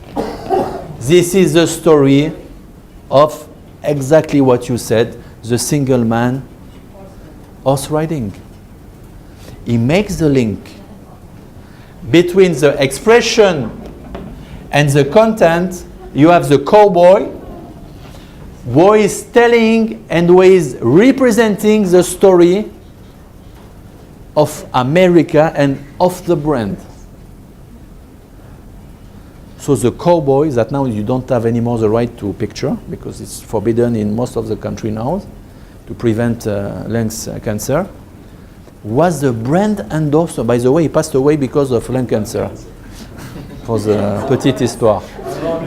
He should have a free cigarettes, you know, when you work for them. I think Marlboro, they should provide him with free cigarettes. The narrative, this is a conquest of the West by cowboys. So look at the values, the expression, and the link between the two elements. Expression, what you see, content, what you don't see. But Marlboro, I gave you this example because it's very explicit. Sometimes it's much more complex to analyze. But the cowboy is the link between the tangible and the intangible. So, look how he reasoned. This is the horse riding man. This is the story. The story of Marlboro is directly linked to the horse riding man, to the conquest of the West, so to the American dream, so to the American way of life. So forget the way of smoking. Also, in this case, smoking is the last issue. Smoking a cigarette. There is not any pleasure. There is small pleasure to smoke a cigarette, but the value, the symbolic value of smoking is much more impressive and bigger than smoking a cigarette, than having a cigarette on your fingers. The symbolic value is again more important than the functional value.